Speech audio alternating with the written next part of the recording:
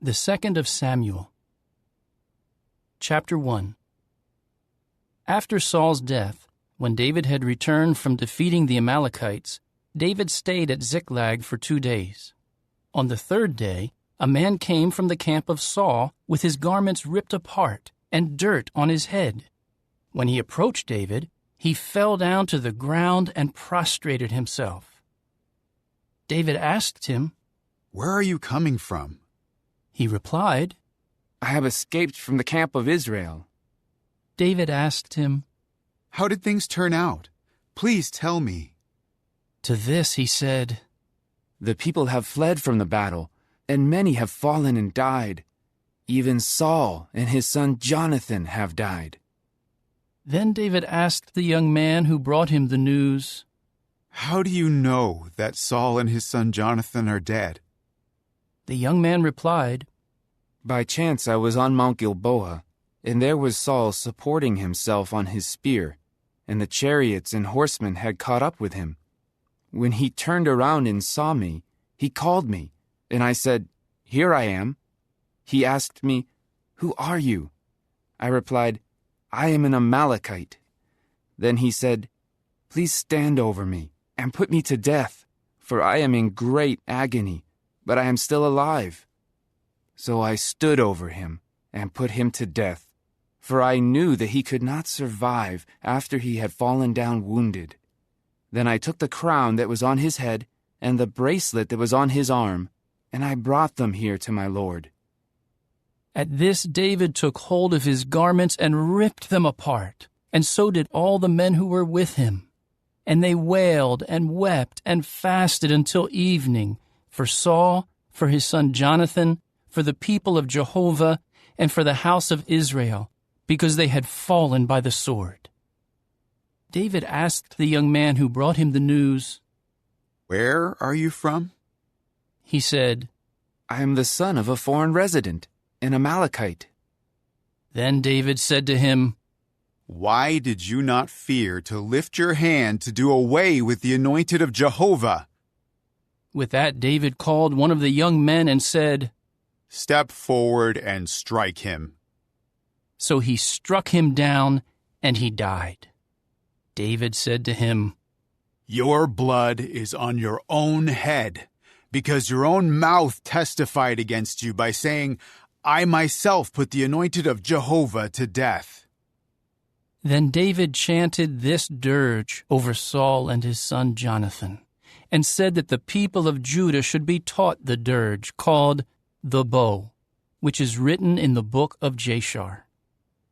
"The beauty, O Israel, lies slain upon your high places. How the mighty have fallen. Do not tell it in Gath. Do not announce it in the streets of Ashkelon.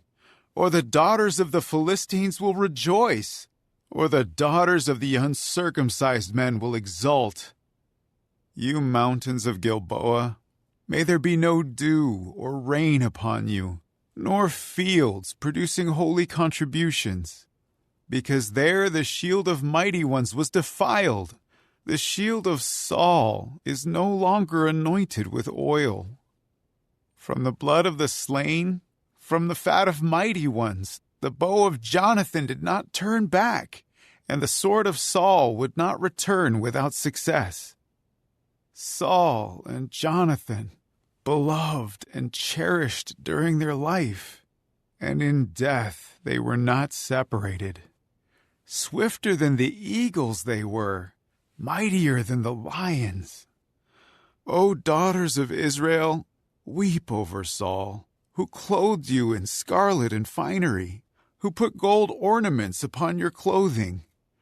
How the mighty have fallen in battle. Jonathan lies slain upon your high places.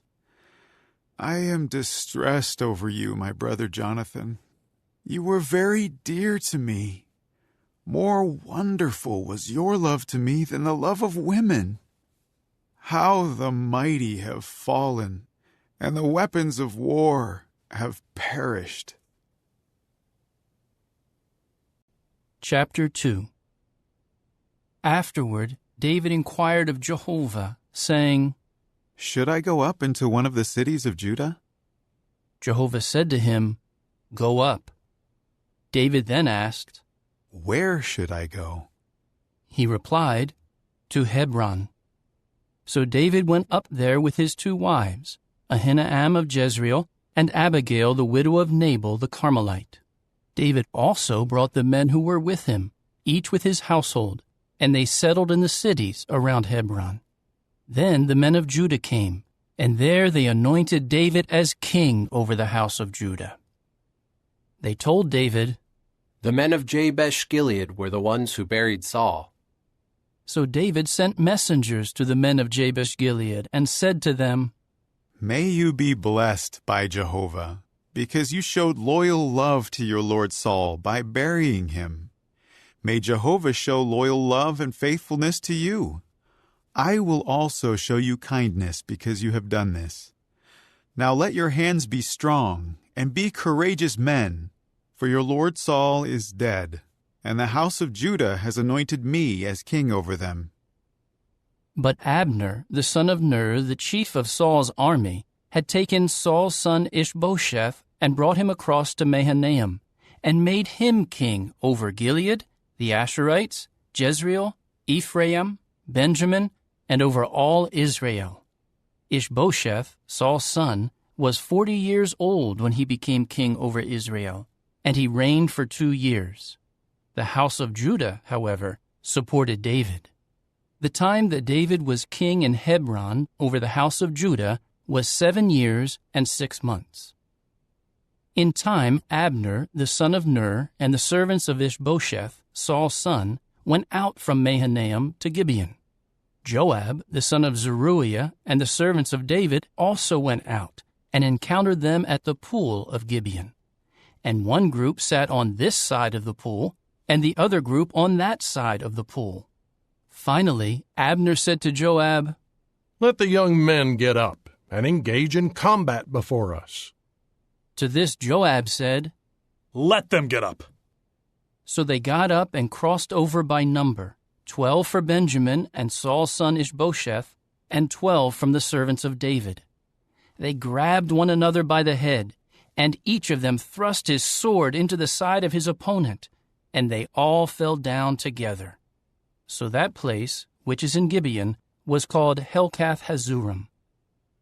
The fighting that ensued was extremely fierce that day, and Abner and the men of Israel were finally defeated before the servants of David. Now the 3 sons of Zeruiah were there, Joab, Abishai, and Asahel. And Asahel was as swift on his feet as a gazelle in the open field. Asahel chased after Abner, and he would not veer to the right or to the left in his pursuit of Abner. When Abner looked behind, he asked, Is that you, Asahel? To which he replied, Yes, it is.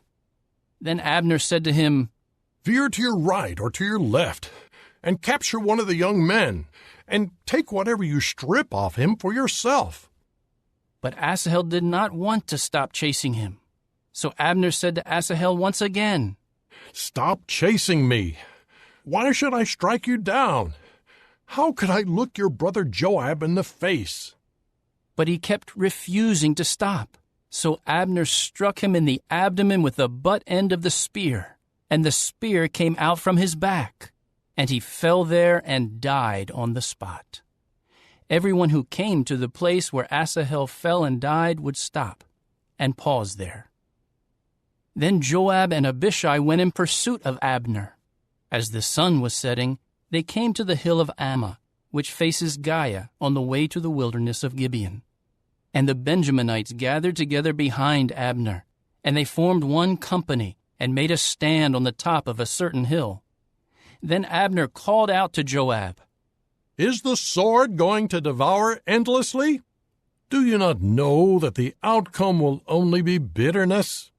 How long then will it be before you tell the people to turn back from pursuing their brothers?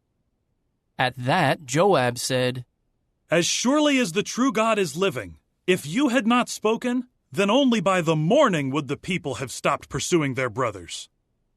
Joab now blew the horn, and his men stopped chasing after Israel.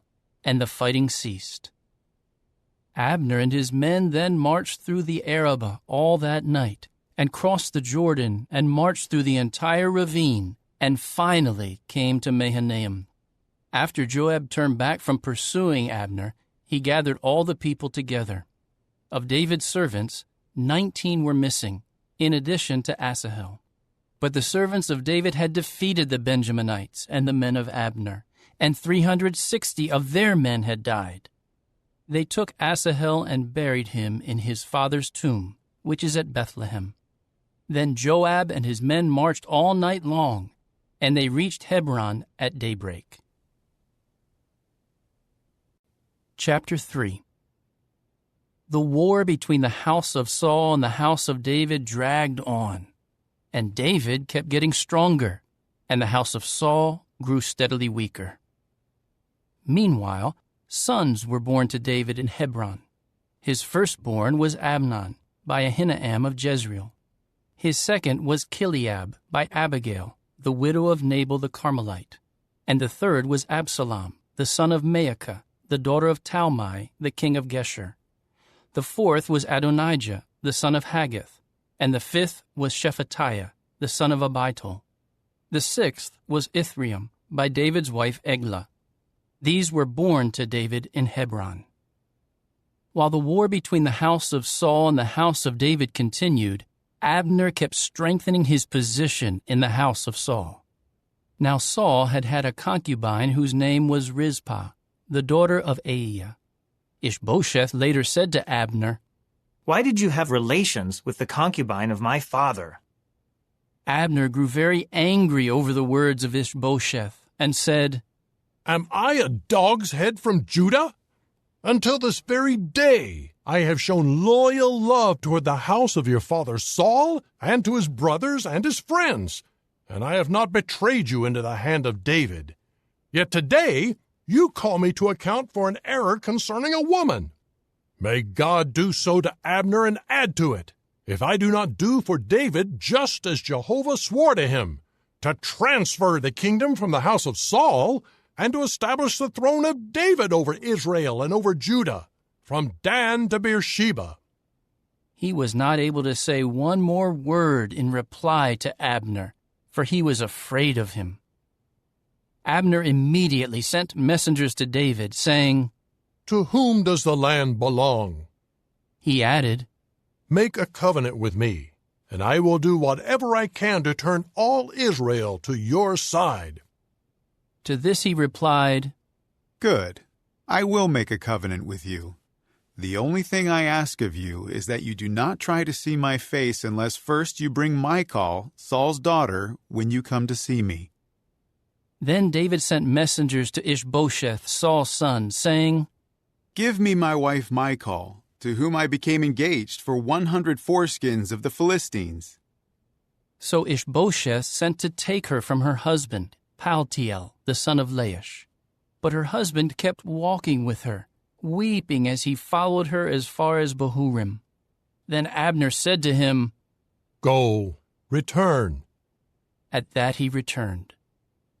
Meanwhile, Abner sent word to the elders of Israel, saying, For some time you wanted to have David as king over you. Now act, for Jehovah said to David, By the hand of my servant David I will save my people Israel from the hand of the Philistines and from the hand of all their enemies. Then Abner spoke to the people of Benjamin. Abner also went to speak privately to David at Hebron, to tell him what Israel and the whole house of Benjamin had agreed upon. When Abner came to David at Hebron with 20 men, David held a feast for Abner and for the men with him. Then Abner said to David, Let me go and gather all Israel together to my lord the king, so that they may make a covenant with you, and you will become king over all that you desire. So David sent Abner off, and he went his way in peace. Just then, David's servants and Joab returned from a raid, bringing a great quantity of spoil back with them. Abner was no longer with David in Hebron, for he had sent him on his way in peace. When Joab and all the army that was with him arrived, Joab was told, Abner, the son of Ner, came to the king, and he sent him off, and he went his way in peace. So Joab went into the king and said, What have you done? Here Abner came to you. Why did you send him off so that he successfully got away? You know Abner, the son of Ner. He came here to fool you, and to get to know your every move, and to find out everything that you were doing. So Joab left David and sent messengers after Abner, and they brought him back from the cistern of Sirah. But David did not know anything about it. When Abner returned to Hebron, Joab took him aside inside the gate to speak with him privately. However, there he stabbed him in the abdomen, and he died. This was for killing his brother Asahel. When David heard about it later, he said, I and my kingdom are forever innocent before Jehovah of the blood guilt for Abner the son of Ner. May it turn back on the head of Joab and on the entire house of his father. May Joab's house never be without a man suffering from a discharge, or a leper, or a man working at the spindle, or one falling by the sword, or one in need of food. So Joab and his brother Abishai killed Abner, because he had put Asahel their brother to death in the battle at Gibeon. Then David said to Joab and all the people with him, Rip your garments apart, and tie on sackcloth, and wail over Abner. King David himself was walking behind the funeral bier. They buried Abner in Hebron, and the king wept loudly at Abner's tomb, and all the people gave way to weeping. The king chanted over Abner and said, Should Abner die the death of a senseless person? Your hands had not been bound, and your feet were not in fetters. You fell like one falling before criminals. At that, all the people wept over him again. Later, all the people came to give David bread for consolation, while it was still daytime. But David swore, May God do so to me and add to it, if before the sun sets I taste bread or anything at all. All the people took notice, and it pleased them. Like everything that the king did, it pleased all the people. So all the people and all Israel knew on that day that the king was not responsible for having Abner the son of Ner put to death. Then the king said to his servants, Do you not know that a prince and a great man has fallen this day in Israel? Today I am weak, although anointed as king.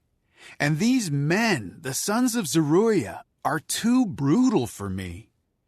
May Jehovah repay the evildoer according to his own evil. Chapter 4.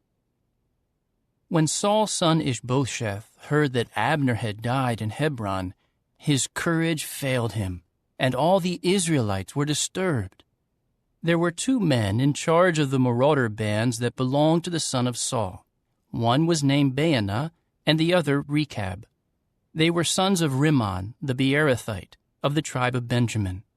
For Beeroth, too, used to be counted as part of Benjamin. The Beerothites ran away to Gittaim, and they are foreign residents there down to this day. Now Saul's son Jonathan had a son whose feet were crippled. He was 5 years old when the report about Saul and Jonathan came from Jezreel, and his nurse picked him up and fled. But as she was fleeing in panic, he fell and was crippled. His name was Mephibosheth. The sons of Rimmon the Beerothite, Rechab and Baanah, went to the house of Ishbosheth during the hot part of the day, as he was taking his midday rest. They went into the house as if they were getting wheat, and they struck him in the abdomen. Then Rechab and his brother Baanah escaped. When they had entered the house, he was lying on his bed in his bedroom, and they struck him and put him to death, after which they cut off his head. Then they took his head and walked all night long on the road to the Arabah. And they brought the head of Ishbosheth to David at Hebron, and said to the king, Here is the head of Ishbosheth, the son of Saul, your enemy, who sought your life. This day Jehovah gives to my lord the king revenge on Saul and his descendants." However, David answered Rechab and his brother Baanah, the sons of Rimmon the Beerothite, and said to them, "As surely as Jehovah is living, the one who rescued me out of all distress, when someone reported to me, 'Here Saul is dead,' and he thought he was bringing me good news, I took hold of him and killed him in Ziklag. That was the messenger's reward he received from me. How much more so when wicked men have killed a righteous man in his own house, on his bed? Should I not require his blood from your hands and rid the earth of you?" David then ordered the young men to kill them. They cut off their hands and feet and hung them by the pool in Hebron. But they took the head of Ishbosheth and buried it in the burial place of Abner in Hebron. Chapter 5. In time all the tribes of Israel came to David at Hebron and said, "Look, we are your own bone and flesh. In times past, while Saul was our king, you were the one who was leading Israel on its campaigns. And Jehovah said to you, 'You will shepherd my people Israel, and you will become leader over Israel.'" So all the elders of Israel came to the king at Hebron, and King David made a covenant with them in Hebron before Jehovah. Then they anointed David as king over Israel. David was 30 years old when he became king, and he reigned for 40 years.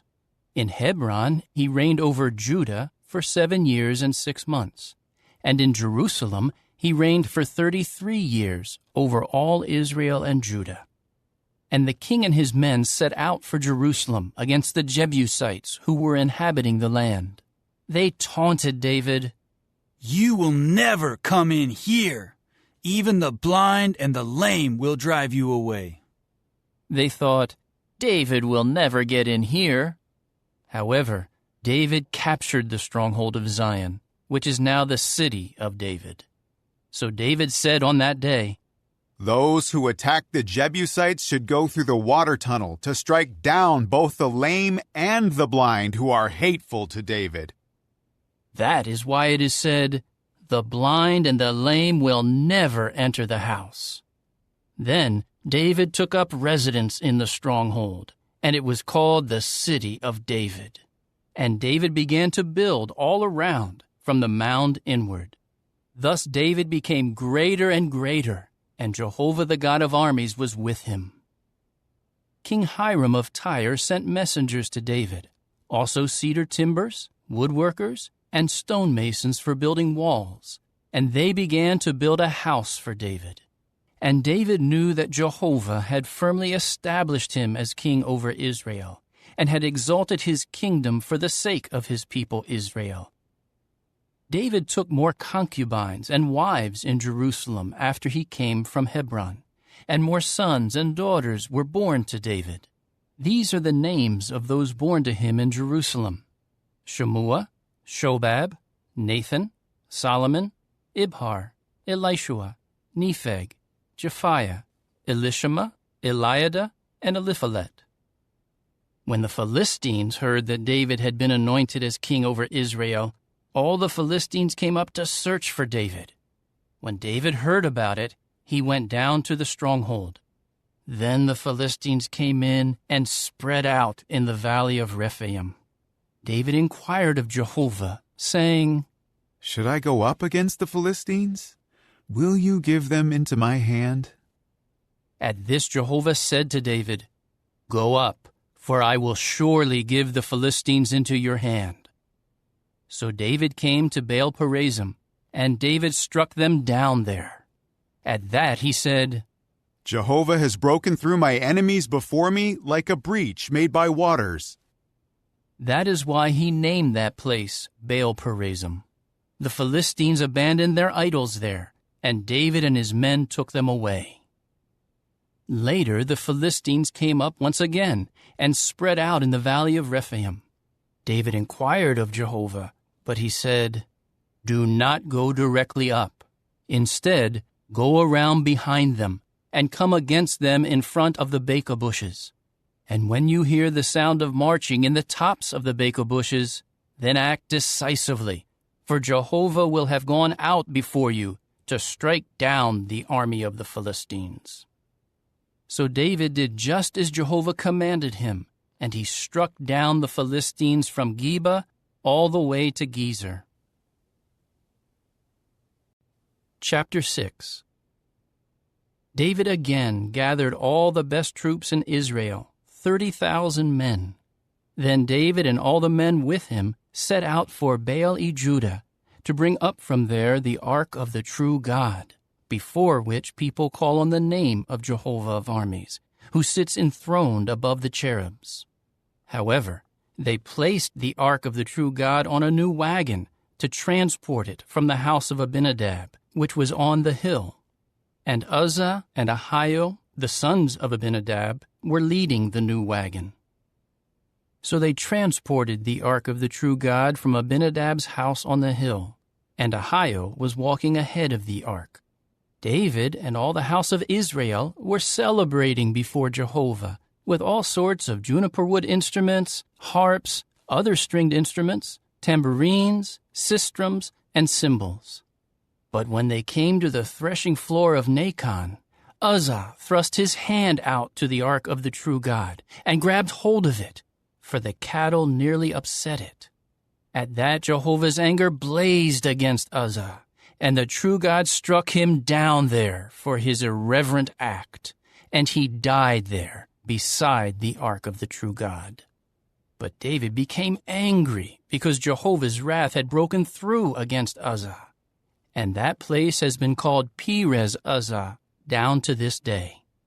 So David became fearful of Jehovah on that day and said, "How can the ark of Jehovah come to me?" David was not willing to bring the ark of Jehovah to where he was in the city of David. Instead, David had it taken to the house of Obed-Edom, the Gittite. The ark of Jehovah remained at the house of Obed-Edom the Gittite for 3 months, and Jehovah kept blessing Obed-Edom and all his household. The report was made to King David, "Jehovah has blessed the house of Obed-Edom and all that belongs to him because of the ark of the true God." So David went to bring the ark of the true God from the house of Obed-Edom up to the city of David with rejoicing. When the carriers of the ark of Jehovah had marched 6 steps, he sacrificed a bull and a fattened animal. David was dancing around before Jehovah with all his might. All the while, David wore a linen ephod. David and all the house of Israel were bringing up the ark of Jehovah with joyful shouting and with the sound of the horn. But when the ark of Jehovah came into the city of David, Saul's daughter Michal looked down through the window and saw King David leaping and dancing around before Jehovah, and she began to despise him in her heart. So they brought the ark of Jehovah in and set it in its place inside the tent that David had pitched for it. Then David offered up burnt offerings and communion sacrifices before Jehovah. When David finished offering up the burnt offerings and the communion sacrifices, he blessed the people in the name of Jehovah of armies. Further, he distributed to all the people, to the whole multitude of Israel, to each man and woman, a ring-shaped loaf of bread, a date cake, and a raisin cake, and then all the people left, each to his own house. When David returned to bless his own household, Saul's daughter Michal came out to meet him. She said, "How glorious the king of Israel made himself when he uncovered himself today before the eyes of the slave girls of his servants, just as an empty-headed man openly uncovers himself." At this, David said to Michal, "My celebration was before Jehovah, who chose me rather than your father and all his household, and who appointed me as leader over Jehovah's people Israel. Therefore I will celebrate before Jehovah, and I will humble myself even more than this, and become low even in my own eyes. but by the slave girls whom you mentioned, I will be glorified." So Saul's daughter Michal had no children down to the day of her death. Chapter 7. When the king was settled in his own house, and Jehovah had given him rest from all his surrounding enemies, the king said to Nathan the prophet, "Here I am living in a house of cedars, while the ark of the true God sits in the midst of tent cloths." Nathan replied to the king, "Go and do whatever is in your heart, for Jehovah is with you." On that very night, the word of Jehovah came to Nathan, saying, "Go and say to my servant David, this is what Jehovah says, should you build me a house to dwell in? For I have not dwelled in a house from the day I brought the people of Israel out of Egypt to this day, but I have been moving about in a tent and in a tabernacle. During all the time that I went with all the Israelites, did I ever say one word to any of the tribal leaders of Israel, whom I appointed to shepherd my people Israel, saying, 'Why did you not build a house of cedars for me?' Now say this to my servant David. This is what Jehovah of armies says. I took you from the pastures, from following the flock, to become a leader over my people Israel. And I will be with you wherever you go, and I will do away with all your enemies from before you, and I will make a great name for you like the name of the great men of the earth. I will appoint a place for my people Israel and settle them, and they will live there and not be disturbed any more, and wicked men will not oppress them again as they did in the past, from the day that I appointed judges over my people Israel. And I will give you rest from all your enemies. Also, Jehovah has told you that Jehovah will make a house for you. When your days come to an end, and you are laid to rest with your forefathers, then I will raise up your offspring after you, your own son, and I will firmly establish his kingdom. He is the one who will build a house for my name, and I will firmly establish the throne of his kingdom forever. I will become his father, and he will become my son. When he does wrong, I will reprove him with the rod of men, and with the strokes of the sons of men. My loyal love will not be taken away from him, the way I took it away from Saul, whom I removed from before you. Your house and your kingdom will be secure forever before you. Your throne will be firmly established forever." Nathan told David all these words and this entire vision. At that, King David came in and sat down before Jehovah and said, "Who am I, O sovereign Lord Jehovah? And what is my house that you have brought me this far? As if this were not enough, O sovereign Lord Jehovah, you also speak about the house of your servant down to a distant future time. And this is instruction for all mankind, O sovereign Lord Jehovah. What more can your servant David say to you when you know me so well, O sovereign Lord Jehovah? For the sake of your word and in agreement with your heart you have done all these great things and have revealed them to your servant.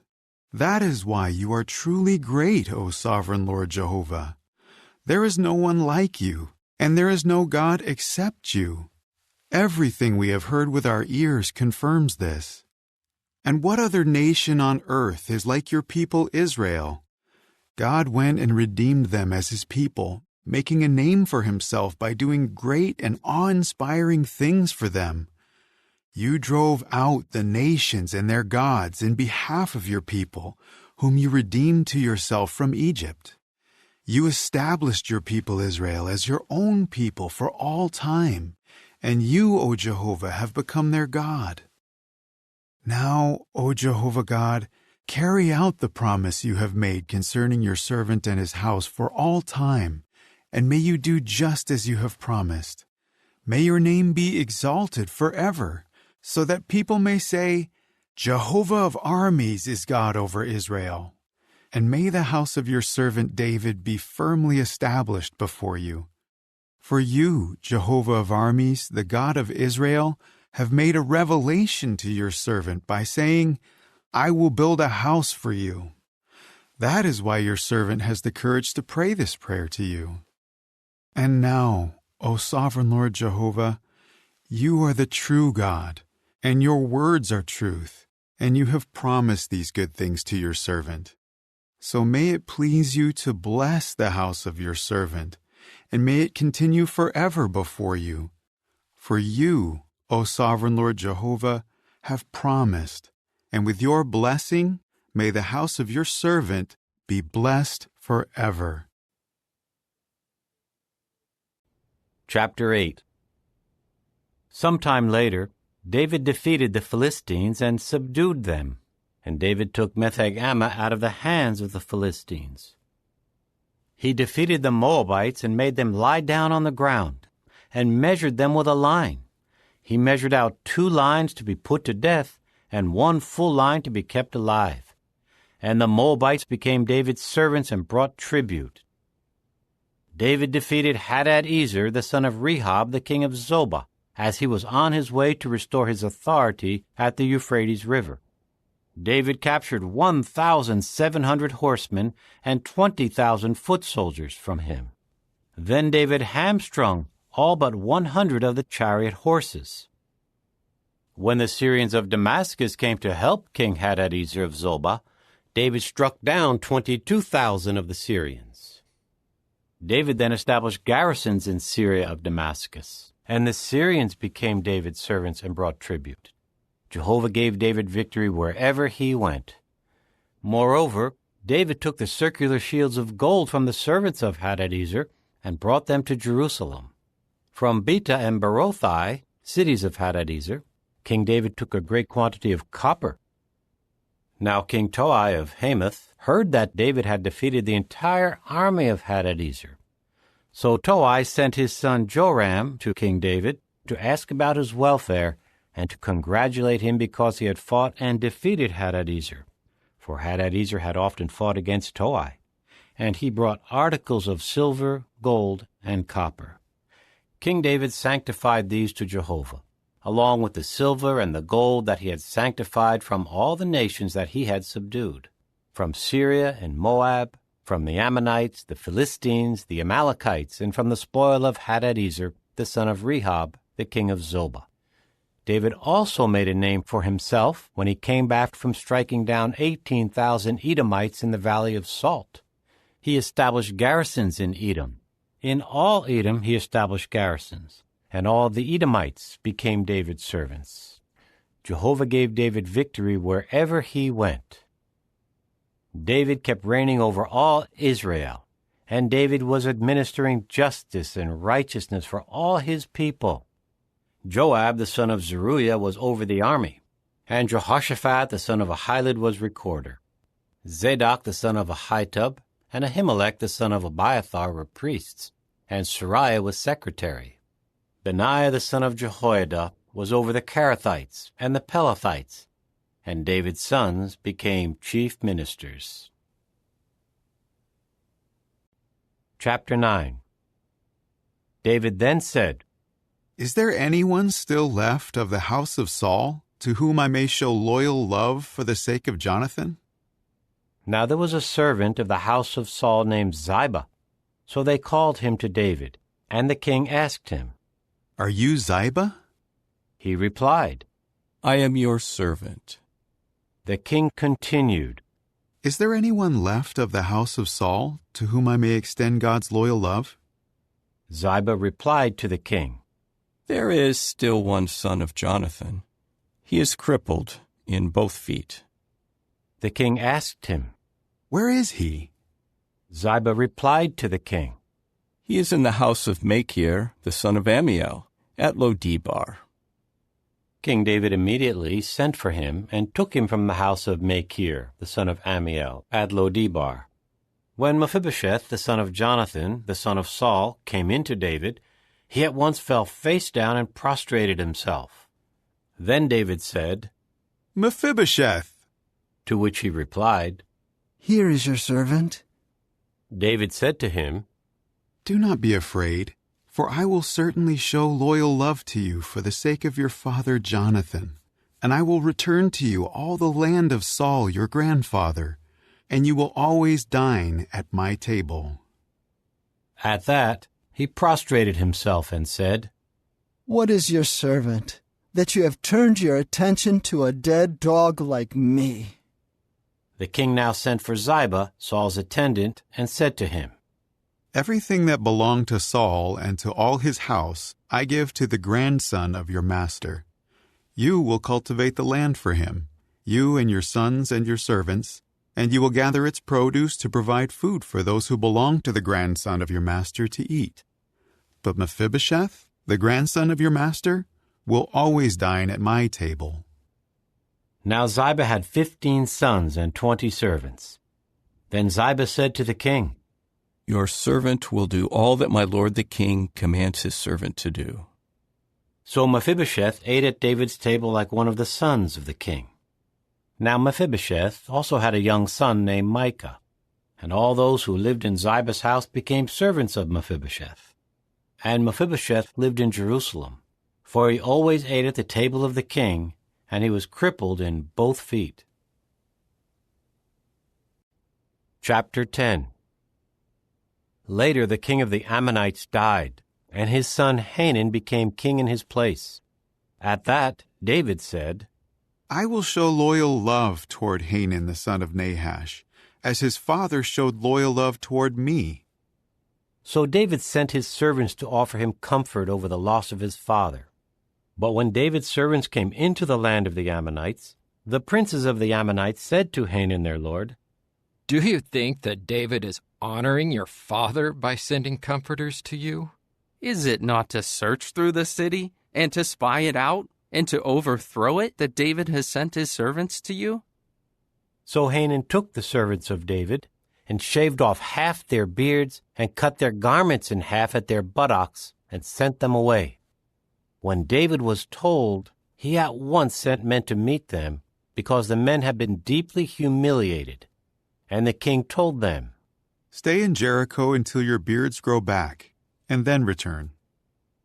In time the Ammonites saw that they had become a stench to David. So the Ammonites sent and hired Syrians of Beth-rehob and Syrians of Zobah, 20,000 foot soldiers, and the king of Maacah with 1,000 men, and from Ishtab 12,000 men. When David heard about it, he sent Joab and the entire army, including his mightiest warriors. And the Ammonites went out and drew up in battle formation at the entrance of the city gate, while the Syrians of Zobah and of Rehob, along with Ishtab and Maacah, were by themselves in the open field.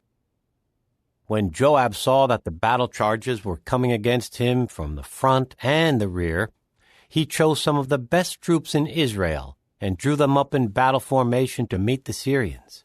He put the rest of the men under the command of his brother Abishai in order to draw them up in battle formation to meet the Ammonites.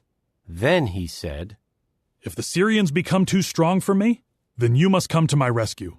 But if the Ammonites become too strong for you, I will come to your rescue. We must be strong and courageous for our people and for the cities of our God, and Jehovah will do what is good in his eyes." Then Joab and his men advanced to meet the Syrians in battle, and they fled from before him. When the Ammonites saw that the Syrians had fled, they fled from Abishai and went into the city. After that, Joab returned from the Ammonites and came to Jerusalem. When the Syrians saw that they had been defeated by Israel, they regrouped. So Hadadezer sent for the Syrians in the region of the river, and then they came to Helam, with Shobak, the chief of the army of Hadadezer, leading them. When the report was made to David, he immediately gathered all Israel and crossed the Jordan and came to Helam. The Syrians then drew up in battle formation to meet David and fought against him. But the Syrians fled from Israel, and David killed 700 charioteers and 40,000 horsemen of the Syrians, and he struck down Shobak, the chief of their army, who died there. When all the kings, the servants of Hadadezer, saw that they had been defeated by Israel, they promptly made peace with Israel and became their subjects. And the Syrians were afraid to help the Ammonites any more. Chapter 11. At the start of the year, At the time when kings go on campaigns, David sent Joab and his servants and the entire army of Israel to bring the Ammonites to ruin, and they besieged Rabbah, while David stayed in Jerusalem. One evening, David got up from his bed and walked around on the rooftop of the king's house. From the rooftop, he saw a woman bathing, and the woman was very beautiful. David sent someone to inquire about the woman, and he reported, "Is this not Bathsheba, the daughter of Eliam, and the wife of Uriah the Hittite?" Then David sent messengers to bring her. So she came in to him, and he lay down with her. This happened while she was purifying herself from her uncleanness. Afterward, she returned to her house. The woman became pregnant, and she sent a message to David. "I'm pregnant." At this, David sent a message to Joab. "Send to me Uriah the Hittite." So Joab sent Uriah to David. When Uriah came to him, David asked him how Joab was getting along, how the troops were getting along, and how the war was going. David then said to Uriah, "Go down to your house and relax." When Uriah left the king's house, the king's courtesy gift was sent after him. However, Uriah slept at the entrance of the king's house with all the other servants of his lord, and he did not go down to his own house. So David was told, Uriah did not go down to his own house. At that, David said to Uriah, "Have you not just returned from a journey? Why did you not go down to your own house?" Uriah replied to David, "The ark and Israel and Judah are dwelling in temporary shelters, and my lord Joab and the servants of my lord are camping in the open field. So should I go into my own house to eat and drink and lie down with my wife? As surely as you live and are alive, I will not do this thing." Then David said to Uriah, "Stay here also today, and tomorrow I will send you away." So Uriah stayed in Jerusalem on that day and the following day. David then sent for him to come and eat and drink with him, and he got him drunk. But in the evening he went out to sleep on his bed with the servants of his lord, and he did not go down to his house. In the morning, David wrote a letter to Joab and sent it by the hand of Uriah. He wrote in the letter, "Put Uriah in the front lines where the fighting is fiercest. Then retreat from behind him, so that he will be struck down and die." Joab had been carefully watching the city, and he stationed Uriah where he knew there were mighty warriors. When the men of the city came out and fought against Joab, some of David's servants fell, and Uriah the Hittite was among those who died. Joab now reported to David all the news about the war. He instructed the messenger, "When you finish speaking to the king about all the news of the war, the king may become angry and say to you, 'Why did you have to go so near to the city to fight? Did you not know that they would shoot from the top of the wall? Who struck down Abimelech, the son of Jerubbesheth? Was it not a woman who threw an upper millstone on him from the top of the wall, causing his death at Thebez? Why did you have to go so close to the wall?' Then say, 'Your servant Uriah the Hittite also died.'" So the messenger went and told David everything that Joab had sent him to tell. Then the messenger told David, "Their men overpowered us, and they came out against us in the field. But we drove them back to the entrance of the city gate. And the archers were shooting at your servants from the top of the wall, and some of the servants of the king died. Your servant, Uriah the Hittite, also died." At that David said to the messenger, "Say this to Joab, 'Do not let this matter trouble you, for the sword devours one as well as another. Intensify your battle against the city and conquer it, and encourage him.'" When Uriah's wife heard that her husband Uriah had died, she began to mourn her husband. As soon as the mourning period was over, David sent for her and brought her to his house, and she became his wife and bore him a son. But what David had done was very displeasing to Jehovah. Chapter 12. So Jehovah sent Nathan to David. He came in to him and said, There were 2 men in one city, the one rich and the other poor. The rich man had very many sheep and cattle, but the poor man had nothing but one small female lamb, which he had bought. He cared for it, and it grew up together with him and his sons. It would eat from the little food he had, and drink from his cup, and sleep in his arms. It became as a daughter to him. Later, a visitor came to the rich man, but he would not take any of his own sheep and cattle to prepare a meal for the traveler who had come to him. Instead, he took the poor man's lamb and prepared it for the man who had come to him. At this, David grew very angry against the man, and he said to Nathan, As surely as Jehovah is living, the man who did this deserves to die. And he should pay for the lamb 4 times over, because he did this and showed no compassion. Then Nathan said to David, You are the man. This is what Jehovah the God of Israel says. I myself anointed you as king over Israel, and I rescued you from the hand of Saul. I was willing to give you your master's house and put your master's wives in your arms. And I gave you the house of Israel and of Judah. And as if that were not enough, I was willing to do much more for you. Why did you despise the word of Jehovah by doing what is bad in his eyes? You struck down Uriah the Hittite with the sword. Then you took his wife as your wife after you killed him by the sword of the Ammonites. Now a sword will never depart from your own house, because you despised me by taking the wife of Uriah the Hittite as your wife. This is what Jehovah says. Here I am bringing against you calamity from within your own house, and before your own eyes I will take your wives and give them to another man, and he will lie down with your wives in broad daylight. Although you acted in secret, I will do this in front of all Israel and in broad daylight.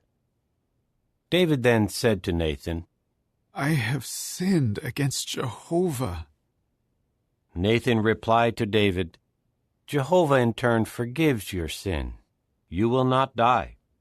Nevertheless, because you have treated Jehovah with utter disrespect in this matter, the son just born to you will certainly die. Then Nathan went to his own house. And Jehovah struck the child whom Uriah's wife had borne to David, and he became sick. David pleaded with the true God in behalf of the boy. David went on a strict fast, and would go in and spend the night lying on the ground. So the elders of his house stood over him and tried to raise him up from the ground, but he refused and would not eat with them. On the 7th day the child died. But David's servants were afraid to tell him that the child was dead. They said, While the child was alive, we spoke to him, and he did not listen to us. So how can we tell him that the child has died? He may do something terrible.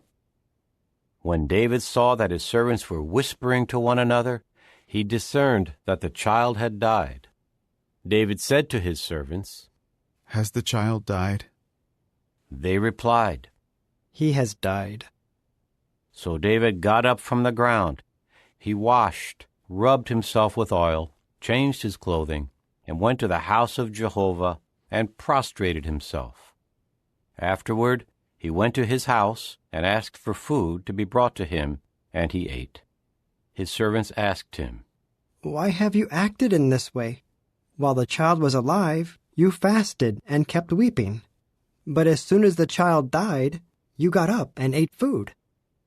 He replied, While the child was alive, I fasted and kept weeping because I said to myself, Who knows whether Jehovah may show me favor and let the child live?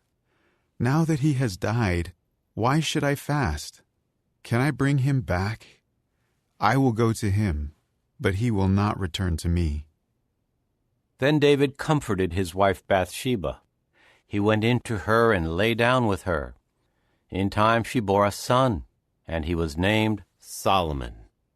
And Jehovah loved him, and he sent word through Nathan the prophet to name him Jedediah, for the sake of Jehovah. Joab continued fighting against Rabbah of the Ammonites, and he captured the royal city. So Joab sent messengers to David and said, I have fought against Rabbah, and I have captured the city of waters. Now gather the rest of the troops and encamp against the city and capture it. Otherwise, I will be the one to capture the city, and it will be credited to me. So David gathered all the troops and went to Rabbah, and fought against it and captured it. Then he took the crown of Malcham from its head.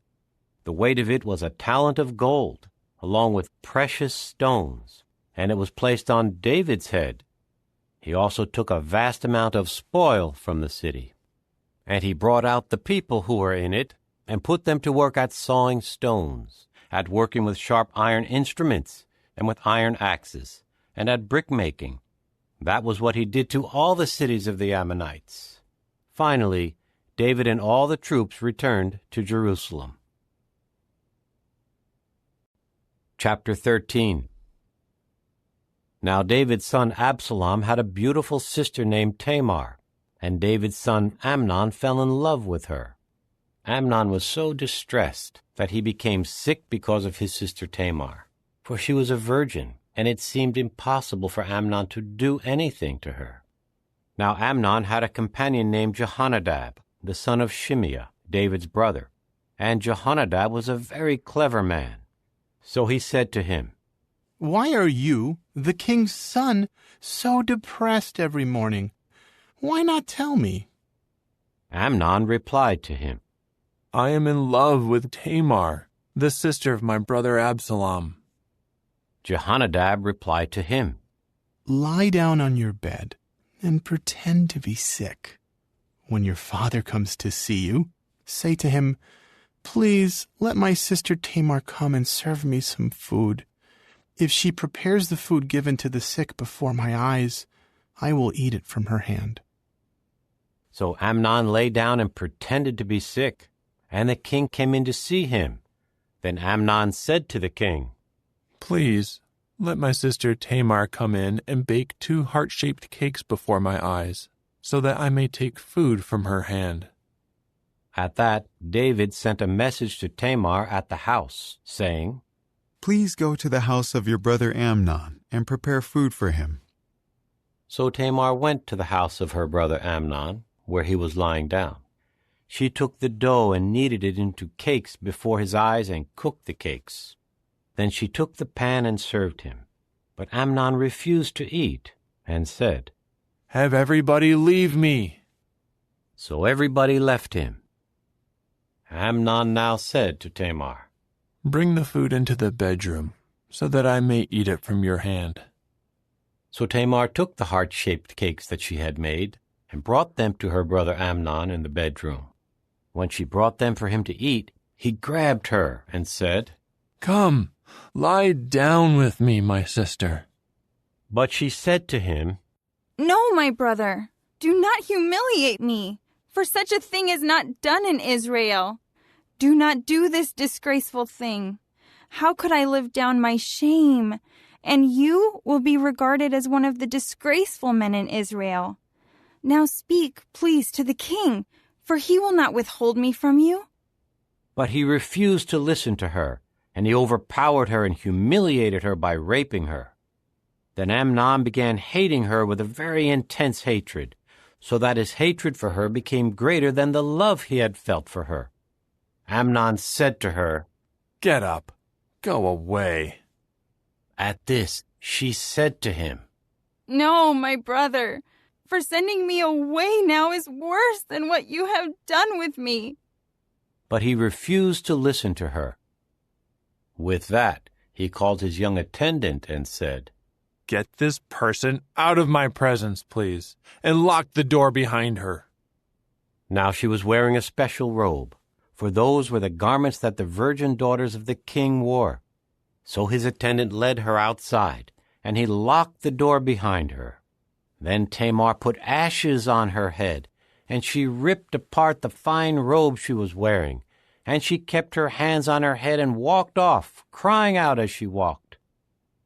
At this her brother Absalom asked her, Was it your brother Amnon who was with you? And now keep silent, my sister. He is your brother. Do not let your heart dwell on this matter. Then Tamar lived in isolation at the house of her brother Absalom.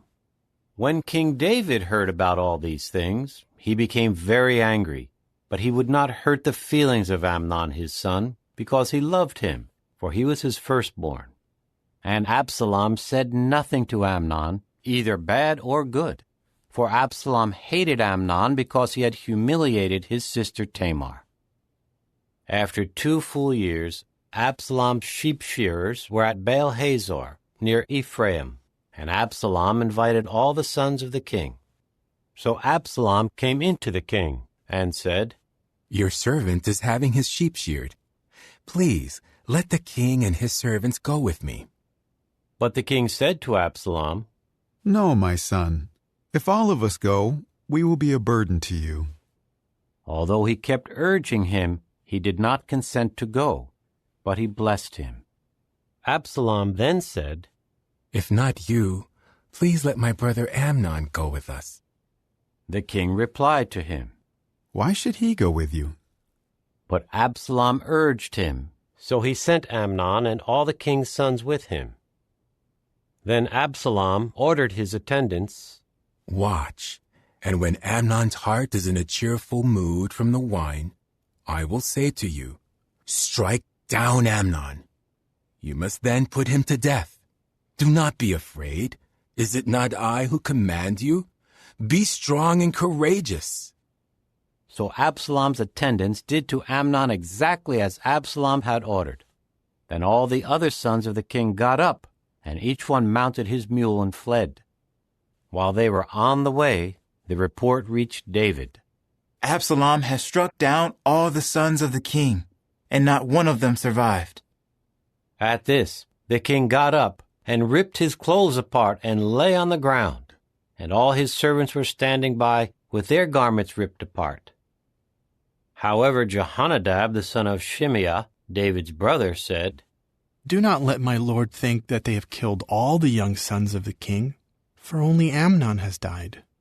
This is by the order of Absalom, who decided to do this from the day that Amnon humiliated his sister Tamar. Now do not let my lord the king pay attention to the report that says all the king's sons have died. Only Amnon has died. Meanwhile, Absalom ran away.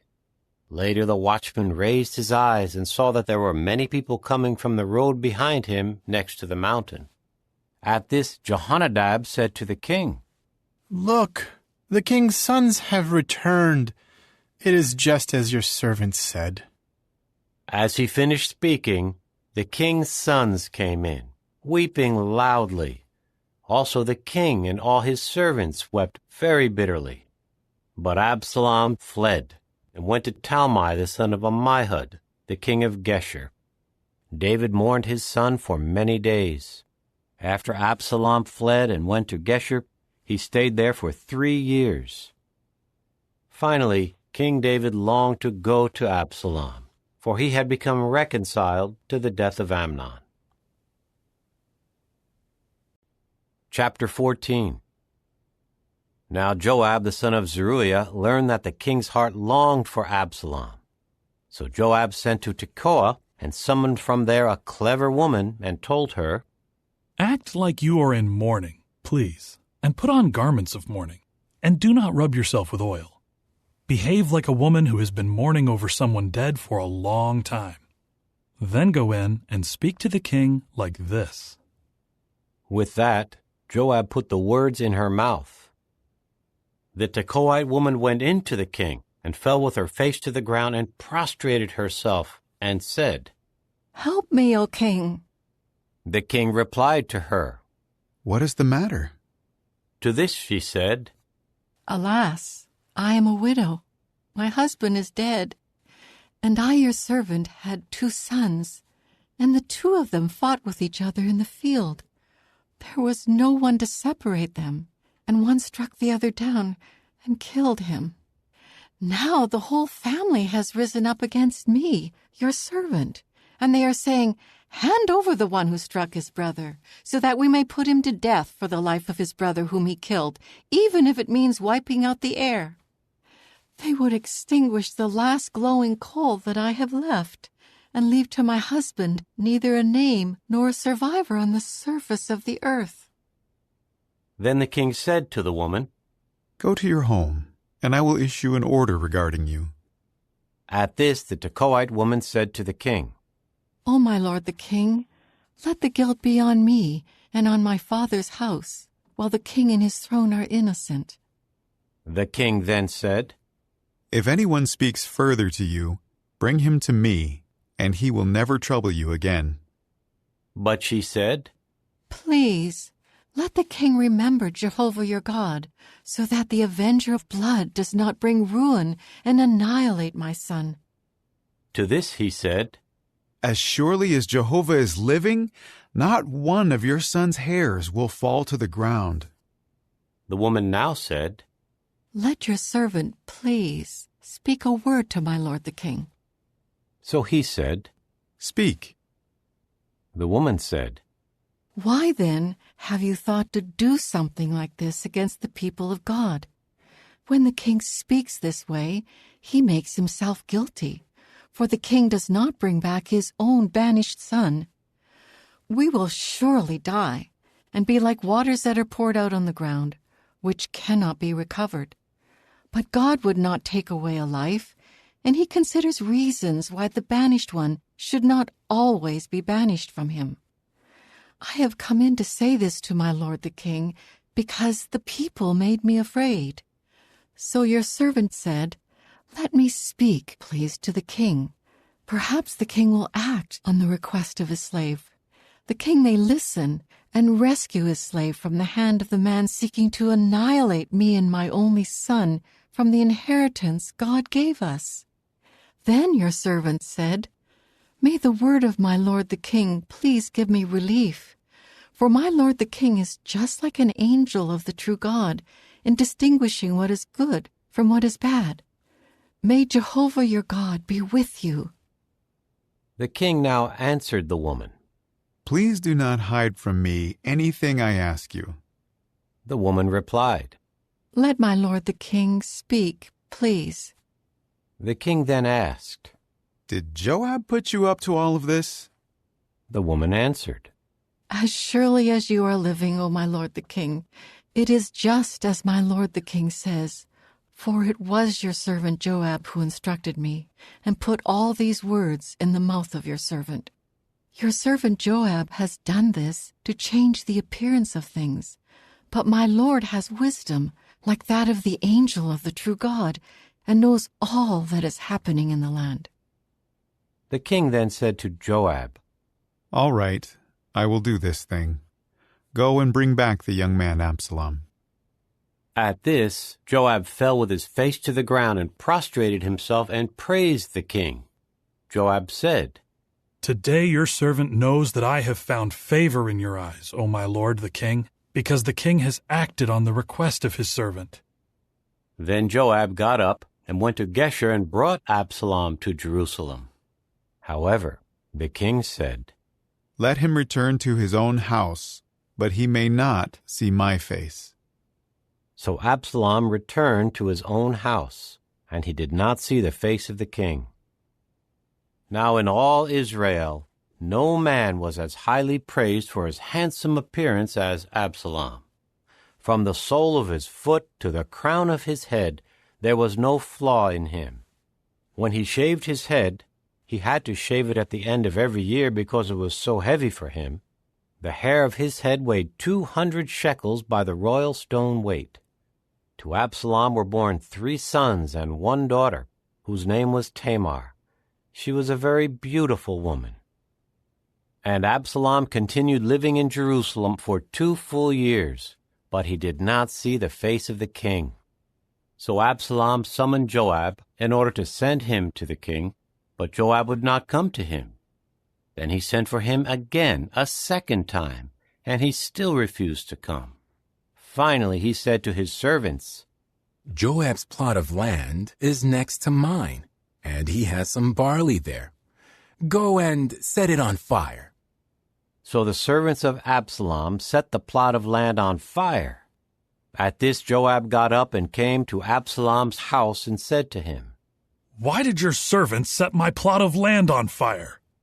Absalom replied to Joab, "Look, I sent this message to you. Come, and let me send you to the king to ask, why have I come from Geshur? It would have been better for me to stay there. Now let me see the face of the king, and if there is guilt in me, then he should put me to death." So Joab went in to the king and told him. Then he called Absalom, who came in to the king, and prostrated himself before him, falling with his face to the ground before the king. Then the king kissed Absalom. Chapter 15. After all these things, Absalom acquired for himself a chariot and horses and 50 men to run before him. Absalom would rise up early and stand at the side of the road to the city gate. Whenever any man had a legal case that was to come to the king for judgment, Absalom would call him and say, "From what city are you?" And he would say, "Your servant is from one of the tribes of Israel." Absalom would say to him, "See, your claims are right and proper, but there is no one from the king to hear your case." Absalom would say, "If only I were appointed judge in the land, then every man who has a legal case or judgment could come to me, and I would see that he receives justice." And when a man came near to bow down to him, Absalom would extend his hand and grab hold of him and kiss him. Absalom would do this to all the Israelites who would come into the king for judgment. So Absalom kept stealing the hearts of the men of Israel. At the end of 4 years, Absalom said to the king, "Let me go, please, to Hebron, to pay my vow that I made to Jehovah. For your servant made this solemn vow when I was dwelling in Geshur in Syria. If Jehovah will bring me back to Jerusalem, I will make an offering to Jehovah." So the king said to him, "Go in peace." With that he rose up and went to Hebron. Absalom now sent spies through all the tribes of Israel, saying, "As soon as you hear the sound of the horn, announce, Absalom has become king in Hebron." Now 200 men from Jerusalem had gone there with Absalom. They were invited and went unsuspectingly, unaware of what was happening. Further, when he offered the sacrifices, Absalom sent for Ahithophel the Gilonite, David's adviser, from his city Gilo. The conspiracy kept gaining momentum, and the people who supported Absalom were growing in number.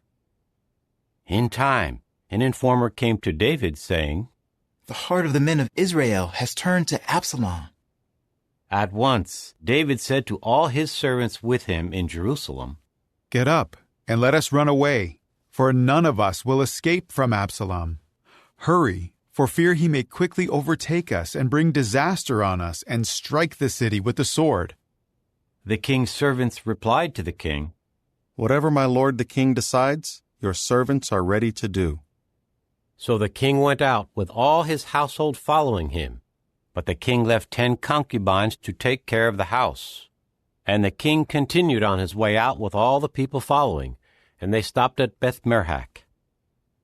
All his servants leaving with him, and all the Kerethites, the Pelethites, and the Gittites, 600 men who had followed him from Gath, were passing by as the king reviewed them. Then the king said to Ittai the Gittite, "Why should you also go with us? Go back and dwell with the new king, for you are a foreigner and also an exile from your place. Yesterday you came, so today should I make you wander with us, to go when I must go and where I must go? Go back and take your brothers with you, and may Jehovah show you loyal love and faithfulness."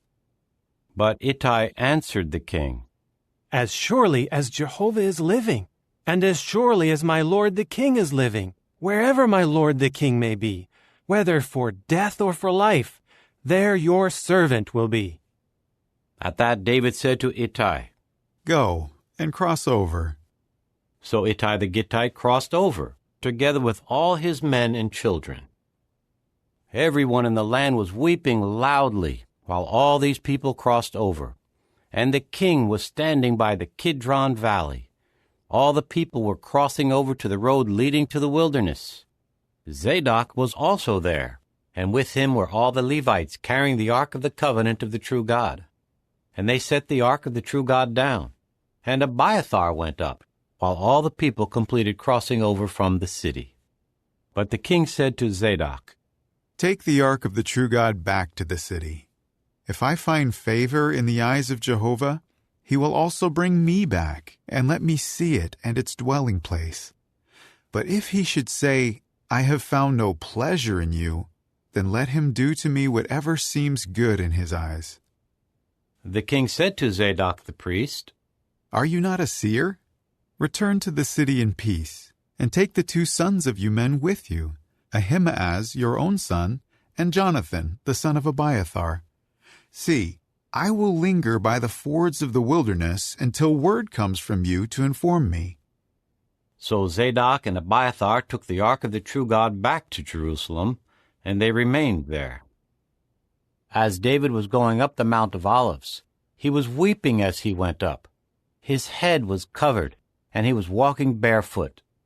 All the people with him also covered their heads, and were weeping as they went up.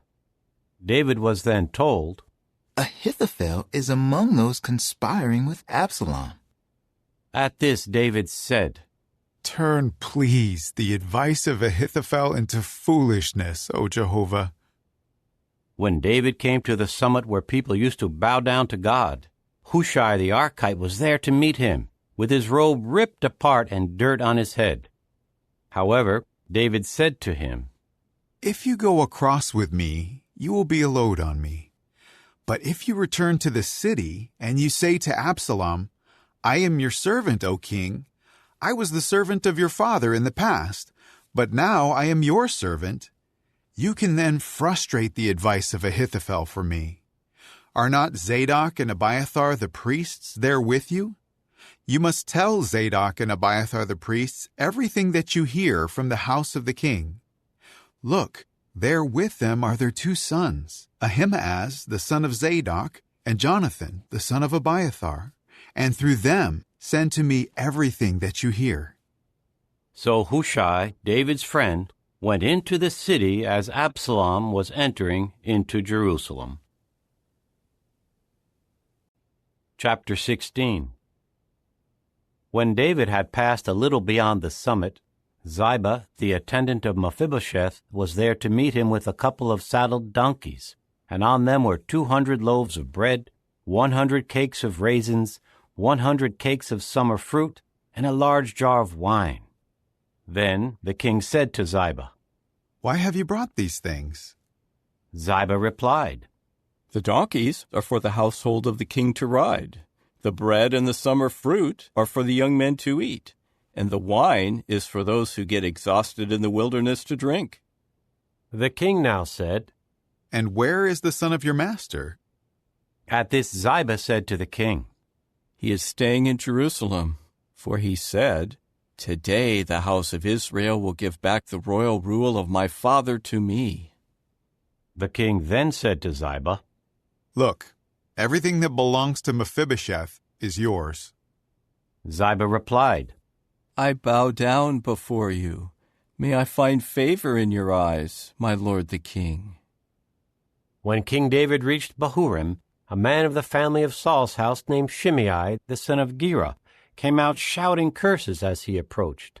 He was throwing stones at David and at all the servants of King David, as well as at all the people and the mighty men on his right and on his left.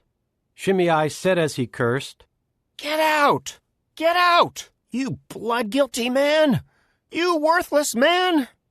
Jehovah has brought back on you all the blood guilt for the house of Saul, in whose place you have ruled as king. But Jehovah gives the kingship into the hand of Absalom, your son. Now calamity has overtaken you, because you are a blood-guilty man." Then Abishai the son of Zeruiah said to the king, Why should this dead dog curse my lord the king? Let me go over, please, and take off his head. But the king said, What do I have to do with you, you sons of Zeruiah? Let him curse me, for Jehovah has said to him, Curse David. So who should say, Why are you doing this? David then said to Abishai and all his servants, Here my own son, who came from my own body, is seeking my life. And how much more now a Benjaminite? Leave him alone, so that he may curse me, for Jehovah told him to. Perhaps Jehovah will see my affliction, and Jehovah will restore goodness to me instead of the curses shouted at me this day. With that, David and his men kept going down the road while Shimei was walking alongside the mountain abreast of him, shouting curses and throwing stones and a lot of dust. At length the king and all the people with him arrived at their destination exhausted, and they refreshed themselves. Meanwhile, Absalom and all the men of Israel arrived in Jerusalem, and Ahithophel was with him. When Hushai the Archite, David's friend, came into Absalom, Hushai said to Absalom, Long live the king! Long live the king! At this Absalom said to Hushai, Is this your loyal love toward your friend? Why did you not go with your friend? So Hushai said to Absalom, No, I am on the side of the one who has been chosen by Jehovah, this people, and all the men of Israel. I will stay with him. And again I say, whom should I serve? Should it not be his son? Just as I served your father, so I will serve you. Absalom then said to Ahithophel, Give me your advice. What should we do? At that Ahithophel said to Absalom, Have relations with your father's concubines, those whom he left behind to take care of the house. Then all Israel will hear that you have made yourself a stench to your father, and those who support you will be strengthened. So they pitched a tent for Absalom on the roof, and Absalom had relations with the concubines of his father before the eyes of all Israel. In those days, the advice that Ahithophel gave was considered as the word of the true God. That was how all the advice of Ahithophel was esteemed, both by David and by Absalom. Chapter 17. Ahithophel then said to Absalom, Please, let me choose 12,000 men and rise up and chase after David tonight. I will come upon him when he is weary and powerless, and I will throw him into a panic, and all the people who are with him will flee, and I will strike down only the king. Then I will bring all the people back to you. The return of all the people depends on what happens with the man you are seeking. Then all the people will be at peace. The proposal was just right in the eyes of Absalom and all the elders of Israel. However, Absalom said, Please call Hushai the Archite as well, and let us hear what he has to say. So Hushai came into Absalom. Then Absalom said to him, This is the advice Ahithophel gave. Should we act on his advice? If not, you tell us. At this Hushai said to Absalom, The advice that Ahithophel gave is not good in this instance. Hushai continued, You well know that your father and his men are mighty, and they are desperate, like a bear that has lost her cubs in the field. Moreover, your father is a warrior, and he will not spend the night with the people. At this very moment, he is hiding in one of the caves or in some other place. And if he attacks first, those hearing of it will say, The people following Absalom have been defeated. Even the courageous man, whose heart is like that of a lion, will surely melt in fear. For all Israel knows that your father is a mighty man, and that the men with him are courageous. I give this advice. Let all Israel be gathered to you, from Dan to Beersheba, as many as the grains of sand by the sea, and you should lead them into the fight. We will come against him wherever he is found, and we will come upon him just like the dew that falls on the ground. And not one of them will survive, not he nor any of the men with him. If he retreats into a city, all Israel will carry ropes to that city, and we will drag it down into the valley until not even a pebble is left."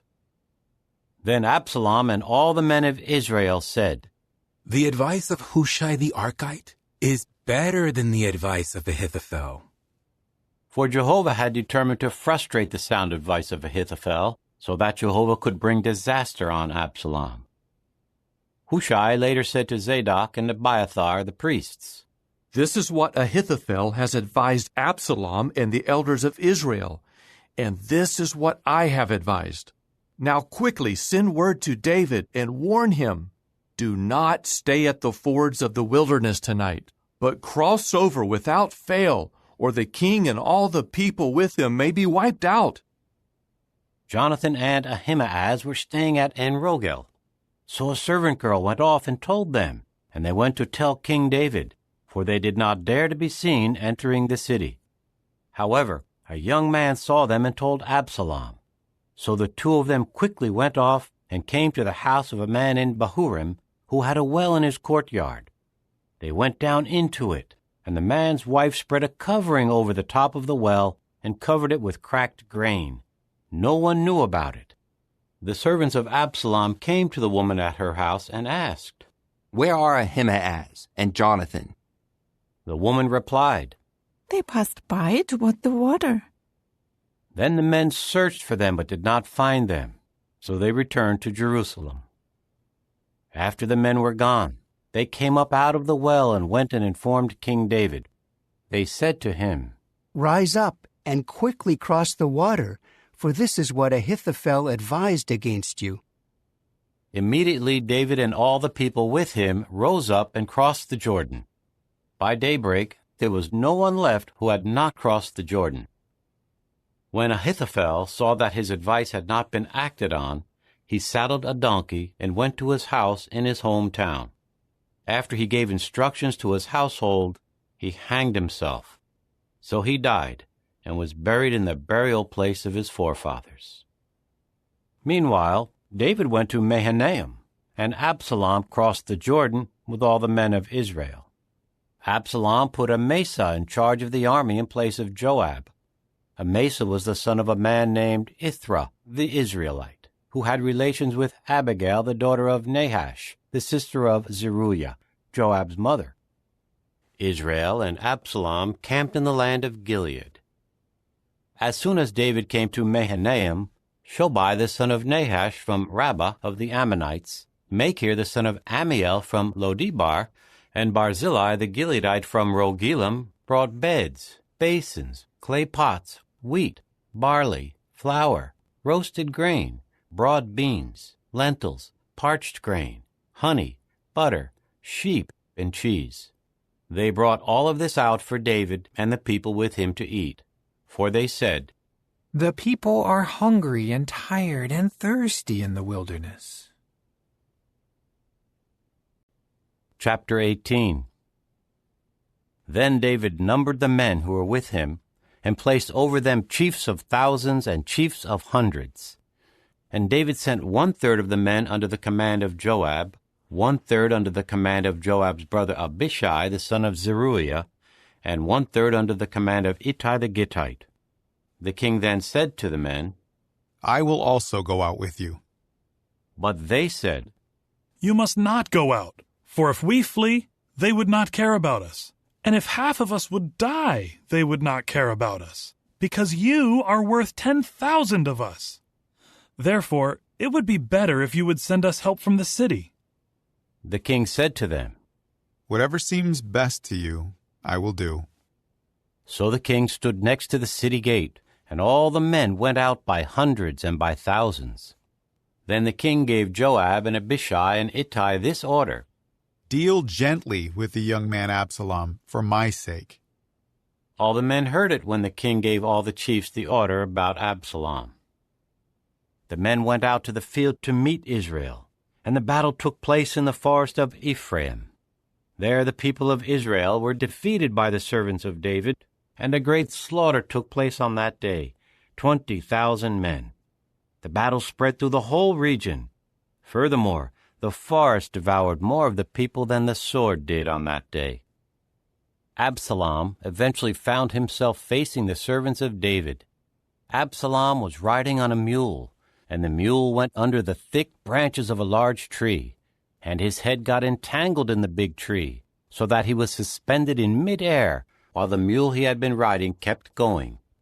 Then someone saw it and told Joab, "Look, I have seen Absalom hanging in a big tree."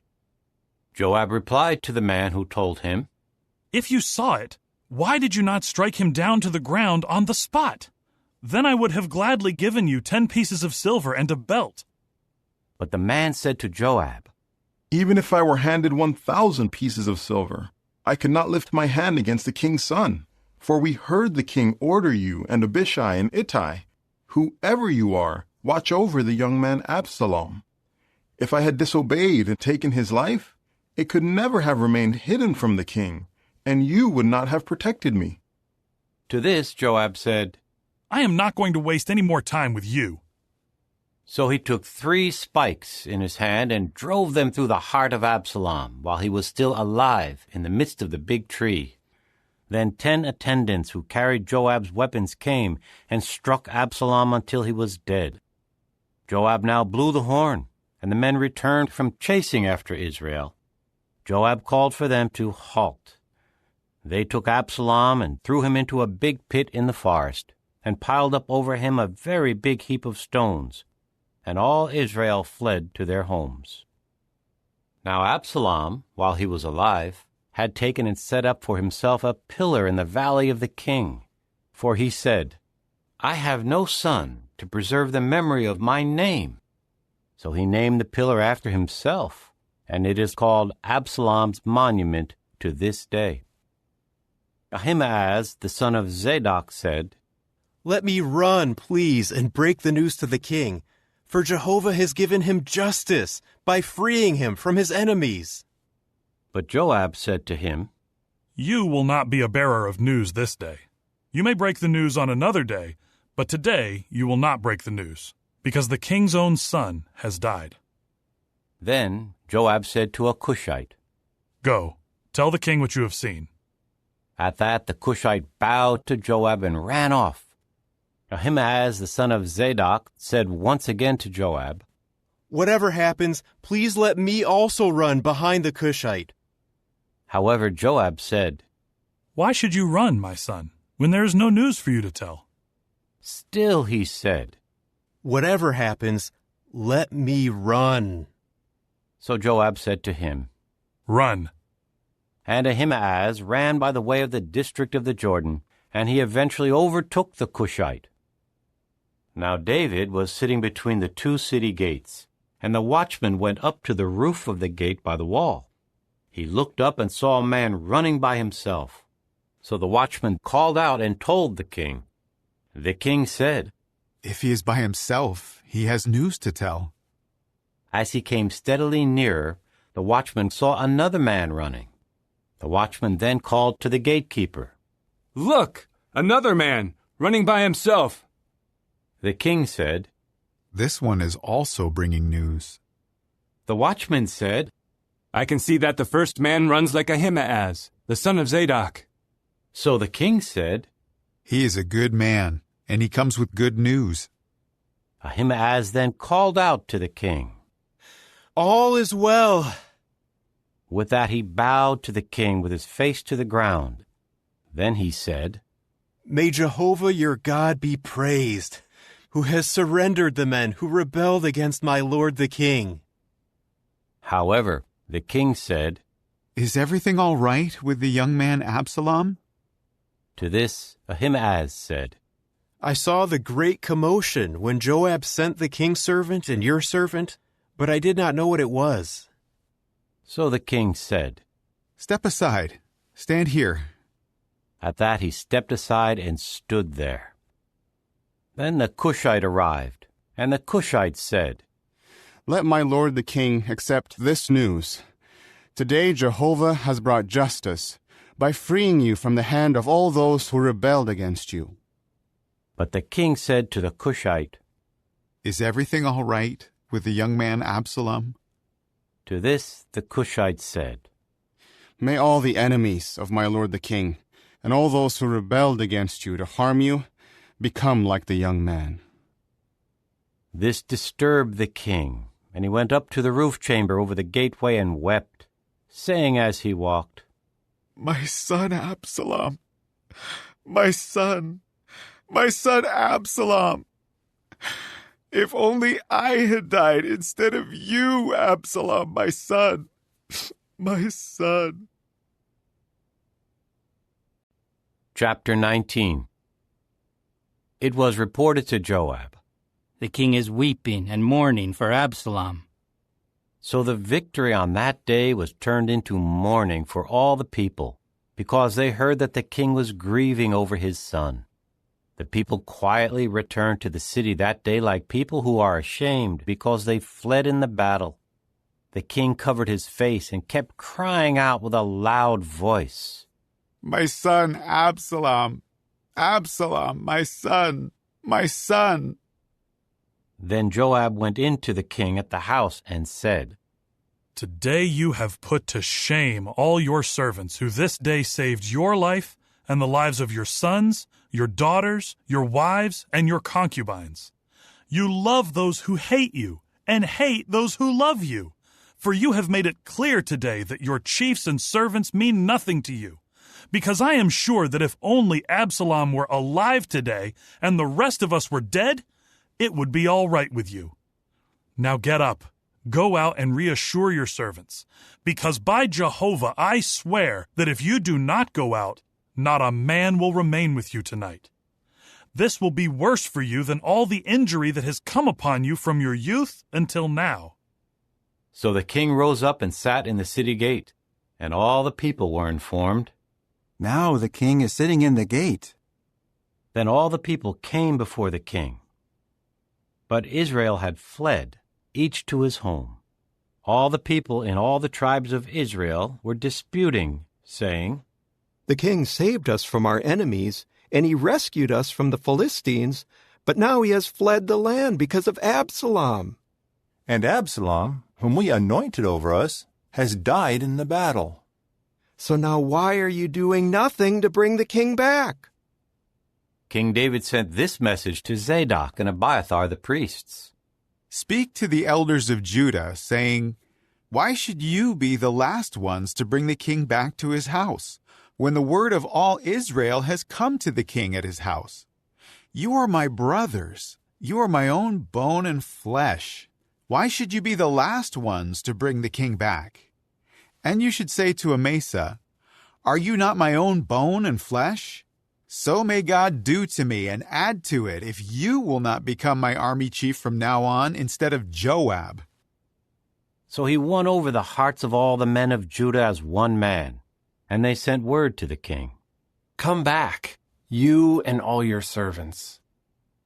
The king started back and reached the Jordan, and the people of Judah came to Gilgal to meet the king and to escort him across the Jordan. Then Shimei the son of Gera, the Benjaminite from Bahurim, hurried down with the men of Judah to meet King David, and there were 1,000 men from Benjamin with him. Also Ziba, the attendant of the house of Saul, with his 15 sons and 20 servants, rushed down to the Jordan ahead of the king. He crossed the ford to bring the king's household across, and to do whatever he desired. But Shimei the son of Gera fell down before the king when he was about to cross the Jordan. He said to the king, Do not let my lord hold me guilty, and do not remember the wrong your servant did on the day that my lord the king went out of Jerusalem. May the king not take it to heart, for your servant well knows that I have sinned. So today I have been the first of all the house of Joseph to come down to meet my lord the king. At once Abishai the son of Zeruiah said, Should not Shimei be put to death for this, because he cursed the anointed of Jehovah? But David said, What does this have to do with you, you sons of Zeruiah, that you should act against me today? Should anyone be put to death today in Israel? For do I not know that today I am king over Israel? Then the king said to Shimei, You will not die. And the king gave him his oath. Mephibosheth, the grandson of Saul, also came down to meet the king. He had not cared for his feet, or trimmed his mustache, or washed his garments from the day the king left until the day he returned in peace. When he came to Jerusalem to meet the king said to him, Why did you not go with me, Mephibosheth? To this he said, My lord the king, my servant tricked me. For your servant had said, Let me get my donkey saddled, so that I may ride on it and go with the king, for your servant is crippled. But he slandered your servant to my lord the king. However, my lord the king is like an angel of the true God. So do whatever seems good to you. All the household of my father could have been doomed to death by my lord the king. And yet you placed your servant among those eating at your table. So what right do I have to cry out further to the king? However, the king said to him, Why keep on speaking like this? I have decided that you and Ziba should share the field. At this Mephibosheth said to the king, Let him take it all, now that my lord the king has come to his house in peace. Then Barzillai the Gileadite came down from Rogelim to the Jordan to escort the king to the Jordan. Barzillai was very old, 80 years of age, and he supplied the king with food while he was staying in Mahanaim, for he was a very wealthy man. So the king said to Barzillai, Cross over with me, and I will supply you with food in Jerusalem. But Barzillai said to the king, How many days of my life are left that I should go up with the king to Jerusalem? I am 80 years old today. Can I discern between good and bad? Can I, your servant, taste what I eat and drink? Can I still listen to the voice of male and female singers? So why should your servant be an added burden to my lord the king? It is enough that your servant could bring the king to the Jordan. Why should the king repay me with this reward? Let your servant return, please, and let me die in my city, near the burial place of my father and my mother. But here is your servant Kimham. Let him cross over with my lord the king, and you may do for him what seems good to you. So the king said, Kimham will go across with me, and I will do for him what seems good to you. Whatever you ask of me, I will do for you. All the people now began to cross the Jordan. And when the king crossed, the king kissed Barzillai and blessed him, and Barzillai returned home.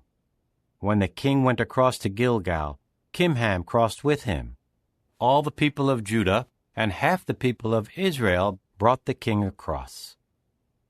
Then all the men of Israel approached the king and said to him, Why did our brothers, the men of Judah, steal you away and bring the king and his household over the Jordan, along with all of David's men?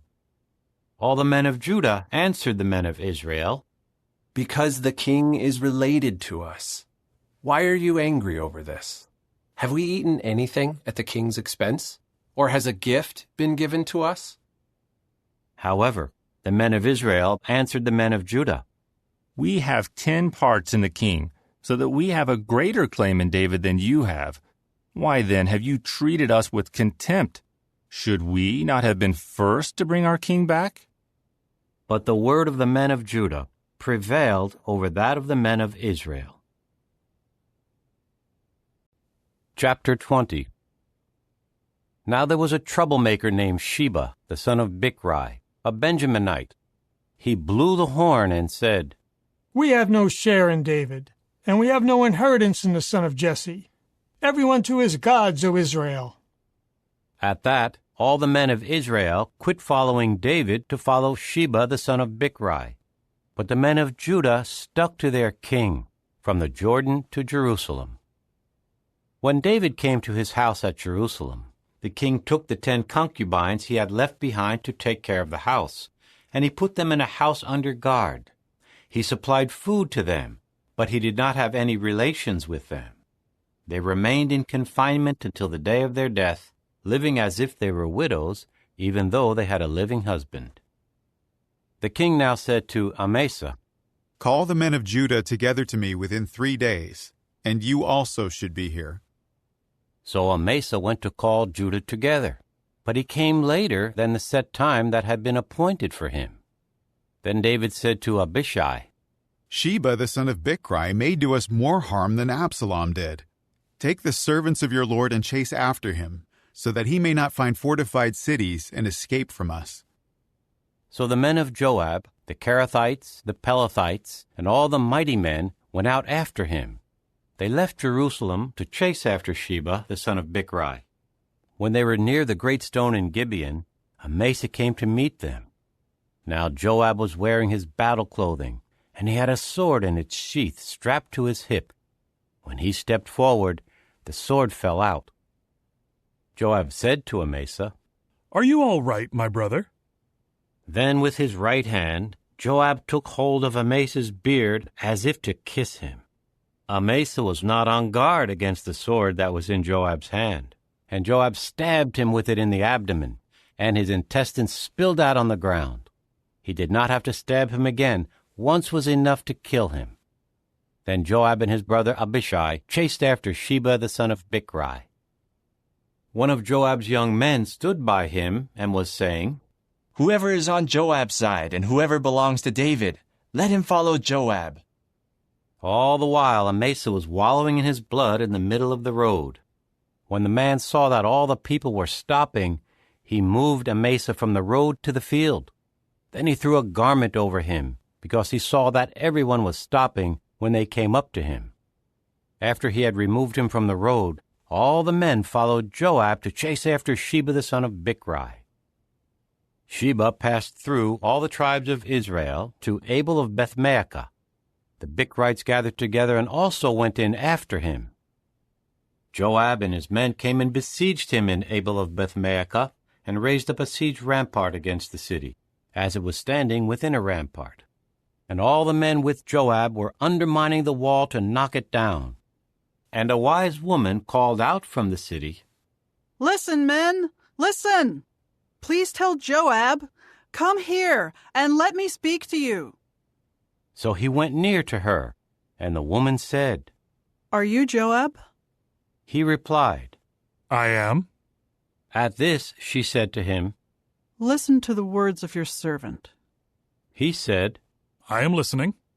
She continued, "They would always say, in the past, 'Let them inquire in Abel,' and that was the end of the matter.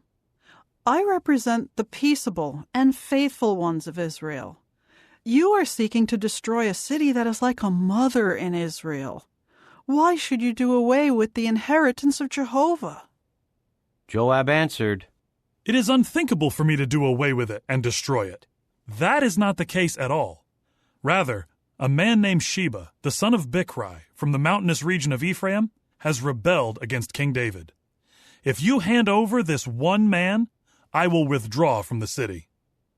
Then the woman said to Joab, "Look, his head will be thrown over the wall to you." At once the wise woman went in to all the people, and they cut off the head of Sheba the son of Bichri and threw it to Joab. At that he blew the horn, and they dispersed from the city, each one to his home, and Joab returned to Jerusalem to the king. Now Joab was in charge of all the army of Israel. Benaiah the son of Jehoiada was over the Kerethites and the Pelethites. Adoram was over those conscripted for forced labor. Jehoshaphat the son of Ahilud was the recorder. Shiva was the secretary. Zadok and Abiathar were priests. And Ira the Jairite also became a chief minister for David. Chapter 21. Now there was a famine in the days of David for 3 consecutive years. So David consulted Jehovah. And Jehovah said, "There is blood guilt on Saul and on his house, because he put the Gibeonites to death." So the king called the Gibeonites and spoke to them. Incidentally, the Gibeonites were not Israelites, but Amorites who remained, and the Israelites had sworn to spare them. But Saul sought to strike them down in his zeal for the people of Israel and Judah. David said to the Gibeonites, "What should I do for you, and how can I make atonement so that you will bless the inheritance of Jehovah?" The Gibeonites said to him, "It is not a matter of silver or gold for us in connection with Saul and his household, nor can we put any man to death in Israel." At that he said, "Whatever you say, I will do for you." They said to the king, "The man who exterminated us and schemed to annihilate us from living anywhere in the territory of Israel, let 7 of his sons be given to us. We will hang their dead bodies before Jehovah in Gibeah of Saul, the chosen one of Jehovah." The king then said, "I will hand them over." However, the king showed compassion for Mephibosheth, the son of Jonathan, the son of Saul, because of the oath made before Jehovah between David and Jonathan, the son of Saul. So the king took Armoni and Mephibosheth, the 2 sons of Rizpah, the daughter of Aiah, whom she bore to Saul, and the 5 sons of Michal, the daughter of Saul, whom she bore to Adriel, the son of Barzillai, the Maholathite. Then he handed them over to the Gibeonites, and they hung their dead bodies on the mountain before Jehovah. All 7 of them died together. They were put to death in the first days of harvest, at the start of the barley harvest. Then Rizpah, the daughter of Aiah, took sackcloth and spread it out on the rock from the start of harvest until rain poured down from the heavens on the bodies. She did not allow the birds of the heavens to land on them by day, nor the wild beasts of the field to come near by night. David was told what Saul's concubine Rizpah, the daughter of Aiah, had done. So David went and took the bones of Saul and the bones of his son Jonathan from the leaders of Jabesh-Gilead, who had stolen them from the public square of Bethshan, where the Philistines had hung them, on the day that the Philistines struck down Saul on Gilboa. He brought the bones of Saul and the bones of his son Jonathan up from there, and they also gathered the bones of the men who had been executed. Then they buried the bones of Saul and of Jonathan his son in the land of Benjamin and Zelah, in the tomb of Kish his father. After they did everything that the king had commanded, God listened to their entreaties for the land. Once again there was war between the Philistines and Israel. So David and his servants went down and fought the Philistines, but David became exhausted. A descendant of the Rephaim named Ishbi-Benob, whose copper spear weighed 300 shekels, and who was armed with a new sword, intended to strike David down. At once Abishai the son of Zeruiah came to his aid and struck the Philistine down and put him to death. At that time the men of David swore this oath to him: "You must not go out with us to battle any more. You must not extinguish the lamp of Israel." After this, war broke out again with the Philistines at Gob. At that time Sibbecai the Hushathite struck down Saph, who was a descendant of the Rephaim. And war broke out again with the Philistines at Gob. And Elhanan, the son of Jehoiargim, the Bethlehemite, struck down Goliath the Gittite, whose spear had a shaft like the beam of loom workers. War broke out yet again at Gath, where there was a man of extraordinary size, with 6 fingers on each hand and 6 toes on each foot, 24 in all, and he too was a descendant of the Rephaim. He kept taunting Israel. So Jonathan the son of Shimei, David's brother, struck him down. These 4 were descendants of the Rephaim in Gath, and they fell by the hand of David and by the hand of his servants. Chapter 22. And David spoke to Jehovah the words of this song in the day that Jehovah rescued him out of the hand of all his enemies and out of Saul's hand. He said, "Jehovah is my crag and my stronghold, and the one who rescues me. My God is my rock, in whom I take refuge, my shield and my horn of salvation, my secure refuge and my place to flee, my Savior, you who save me from violence. I call on Jehovah, who is worthy of praise, and I will be saved from my enemies. The waves of death broke all around me. Flash floods of worthless men terrified me. The ropes of the grave surrounded me. The snares of death confronted me. In my distress, I called on Jehovah. To my God I kept calling. Then from his temple he heard my voice, and my cry for help reached his ears. Back and forth the earth began to shake and rock. The foundations of the heavens trembled and shook back and forth because he had been angered.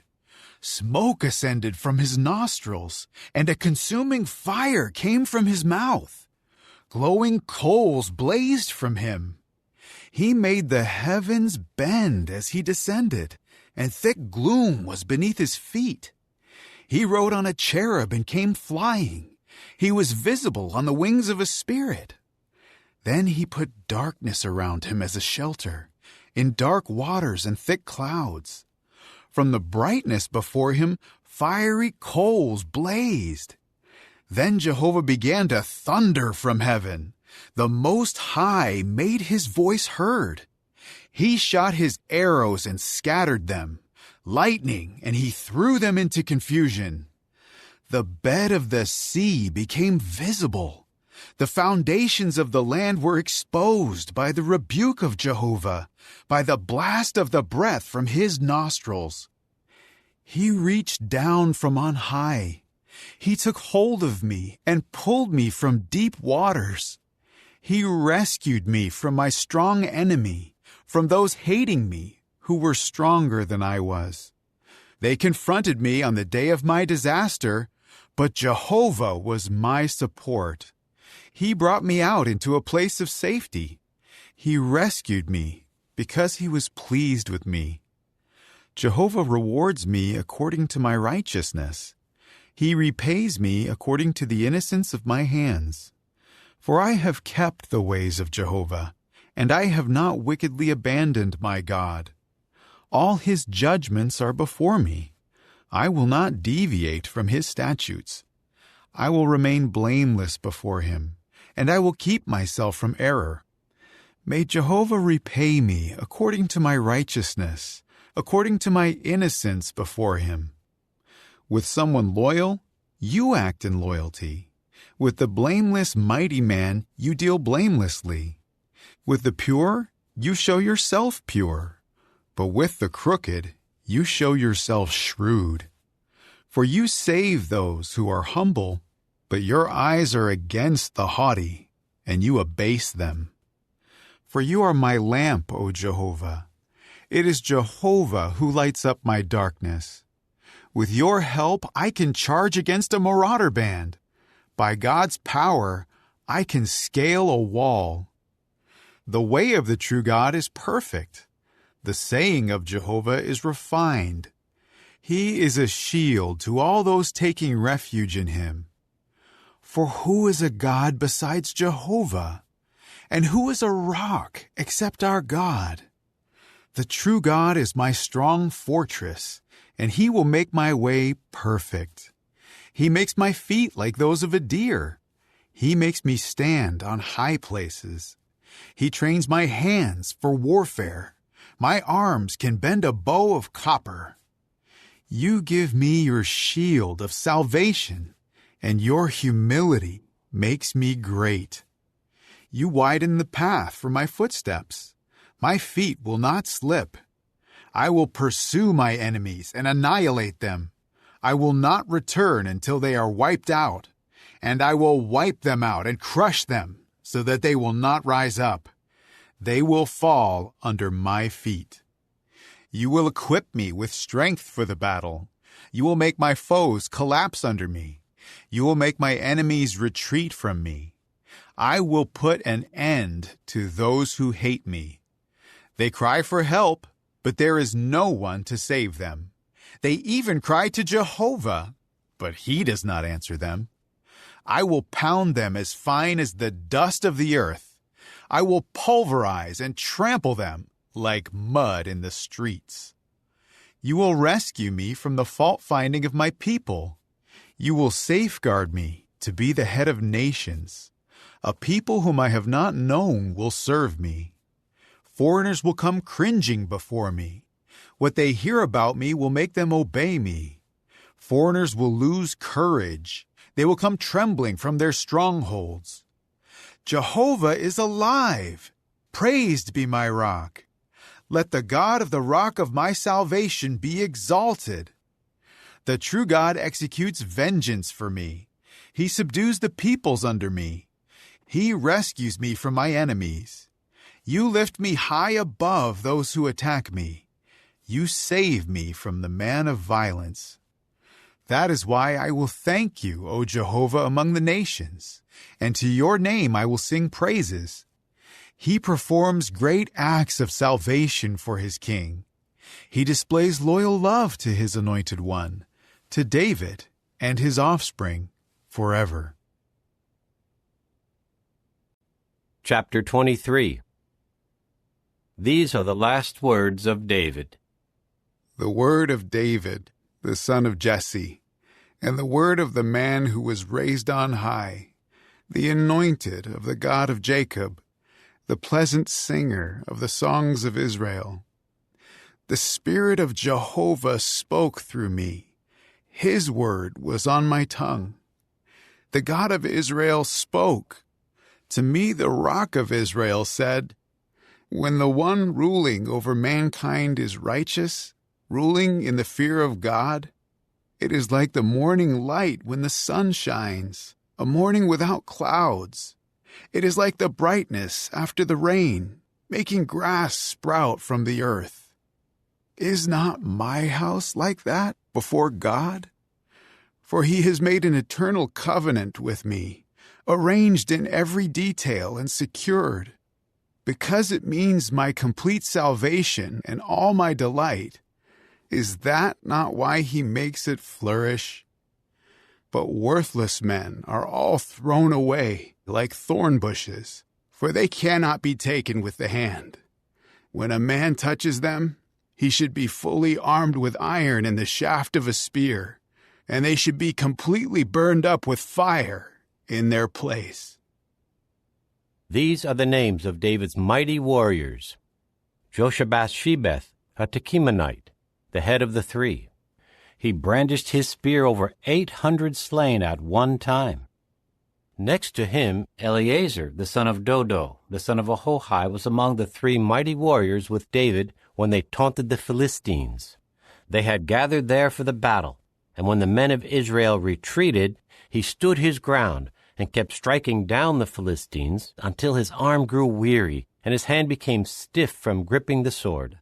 So Jehovah brought about a great victory on that day, and the people returned behind him to strip the slain. Next to him was Shammah, the son of Agi the Hararite. The Philistines gathered together at Lehi, where there was a plot of land full of lentils, and the people fled because of the Philistines.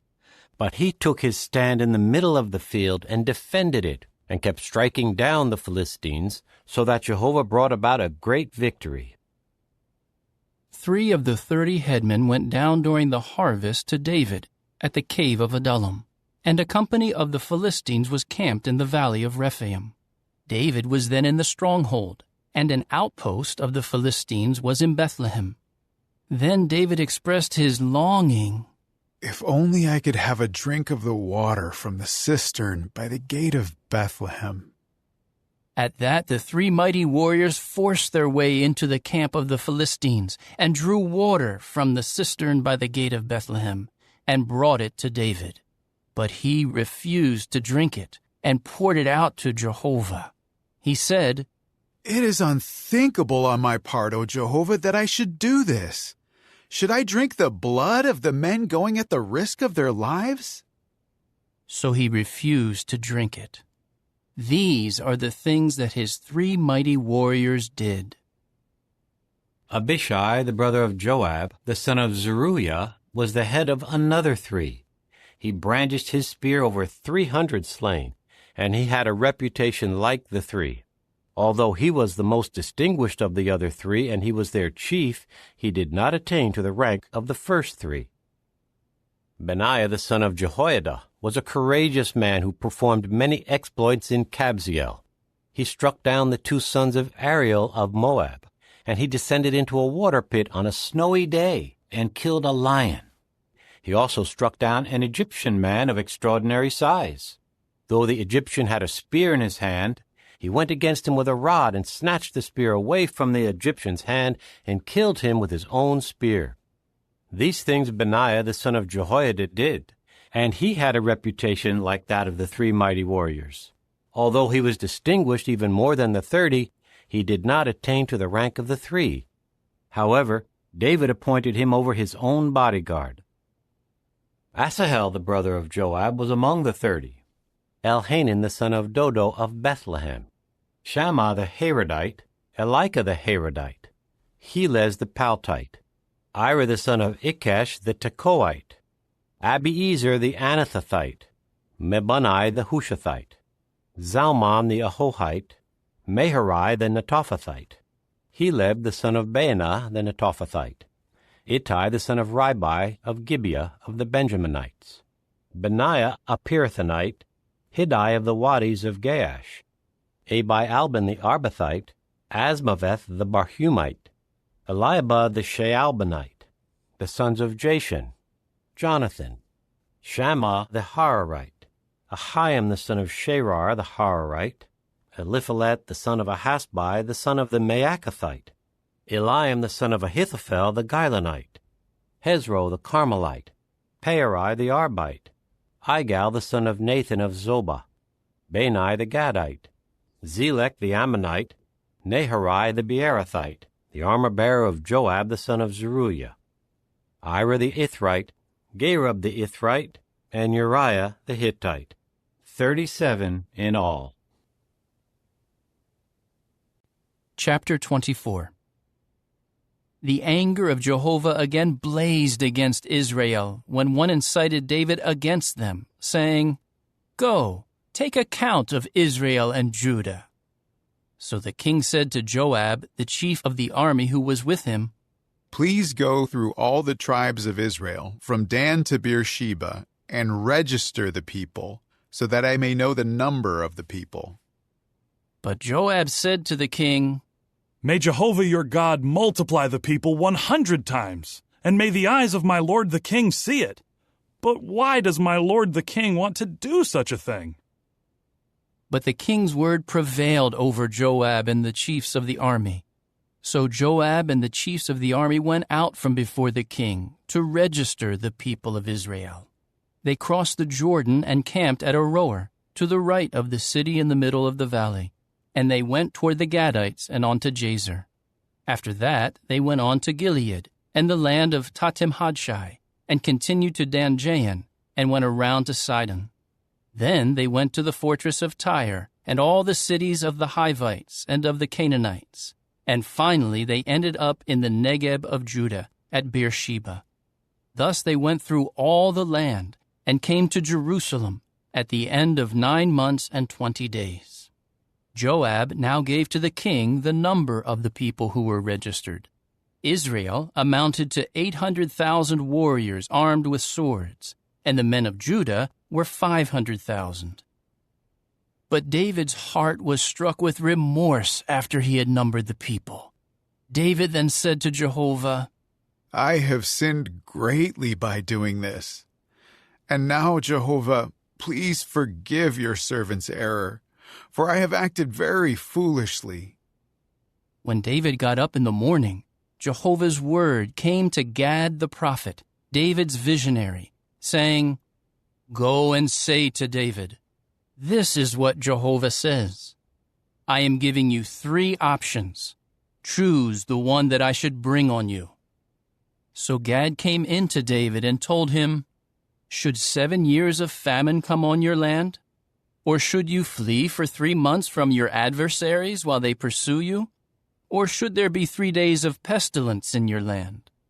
Now consider carefully what I should reply to the one who sent me." So David said to Gad, It is very distressing to me. Let us fall, please, into the hand of Jehovah, for his mercy is great. But do not let me fall into the hand of man. Then Jehovah sent a pestilence on Israel from the morning until the designated time, so that 70,000 of the people from Dan to Beersheba died. When the angel stretched out his hand toward Jerusalem to destroy it, Jehovah felt regret over the calamity, and he said to the angel bringing destruction among the people, "It is enough. Now let your hand drop." Jehovah's angel was close to the threshing floor of Araunah the Jebusite. When David saw the angel who was striking the people down, he said to Jehovah, I am the one who sinned, and I am the one who did wrong. But these sheep, what have they done? Let your hand please come against me and my father's house. So Gad came in to David on that day and said to him, "Go up, set up for Jehovah an altar on the threshing floor of Araunah the Jebusite." So David went up at the word of Gad, as Jehovah had commanded.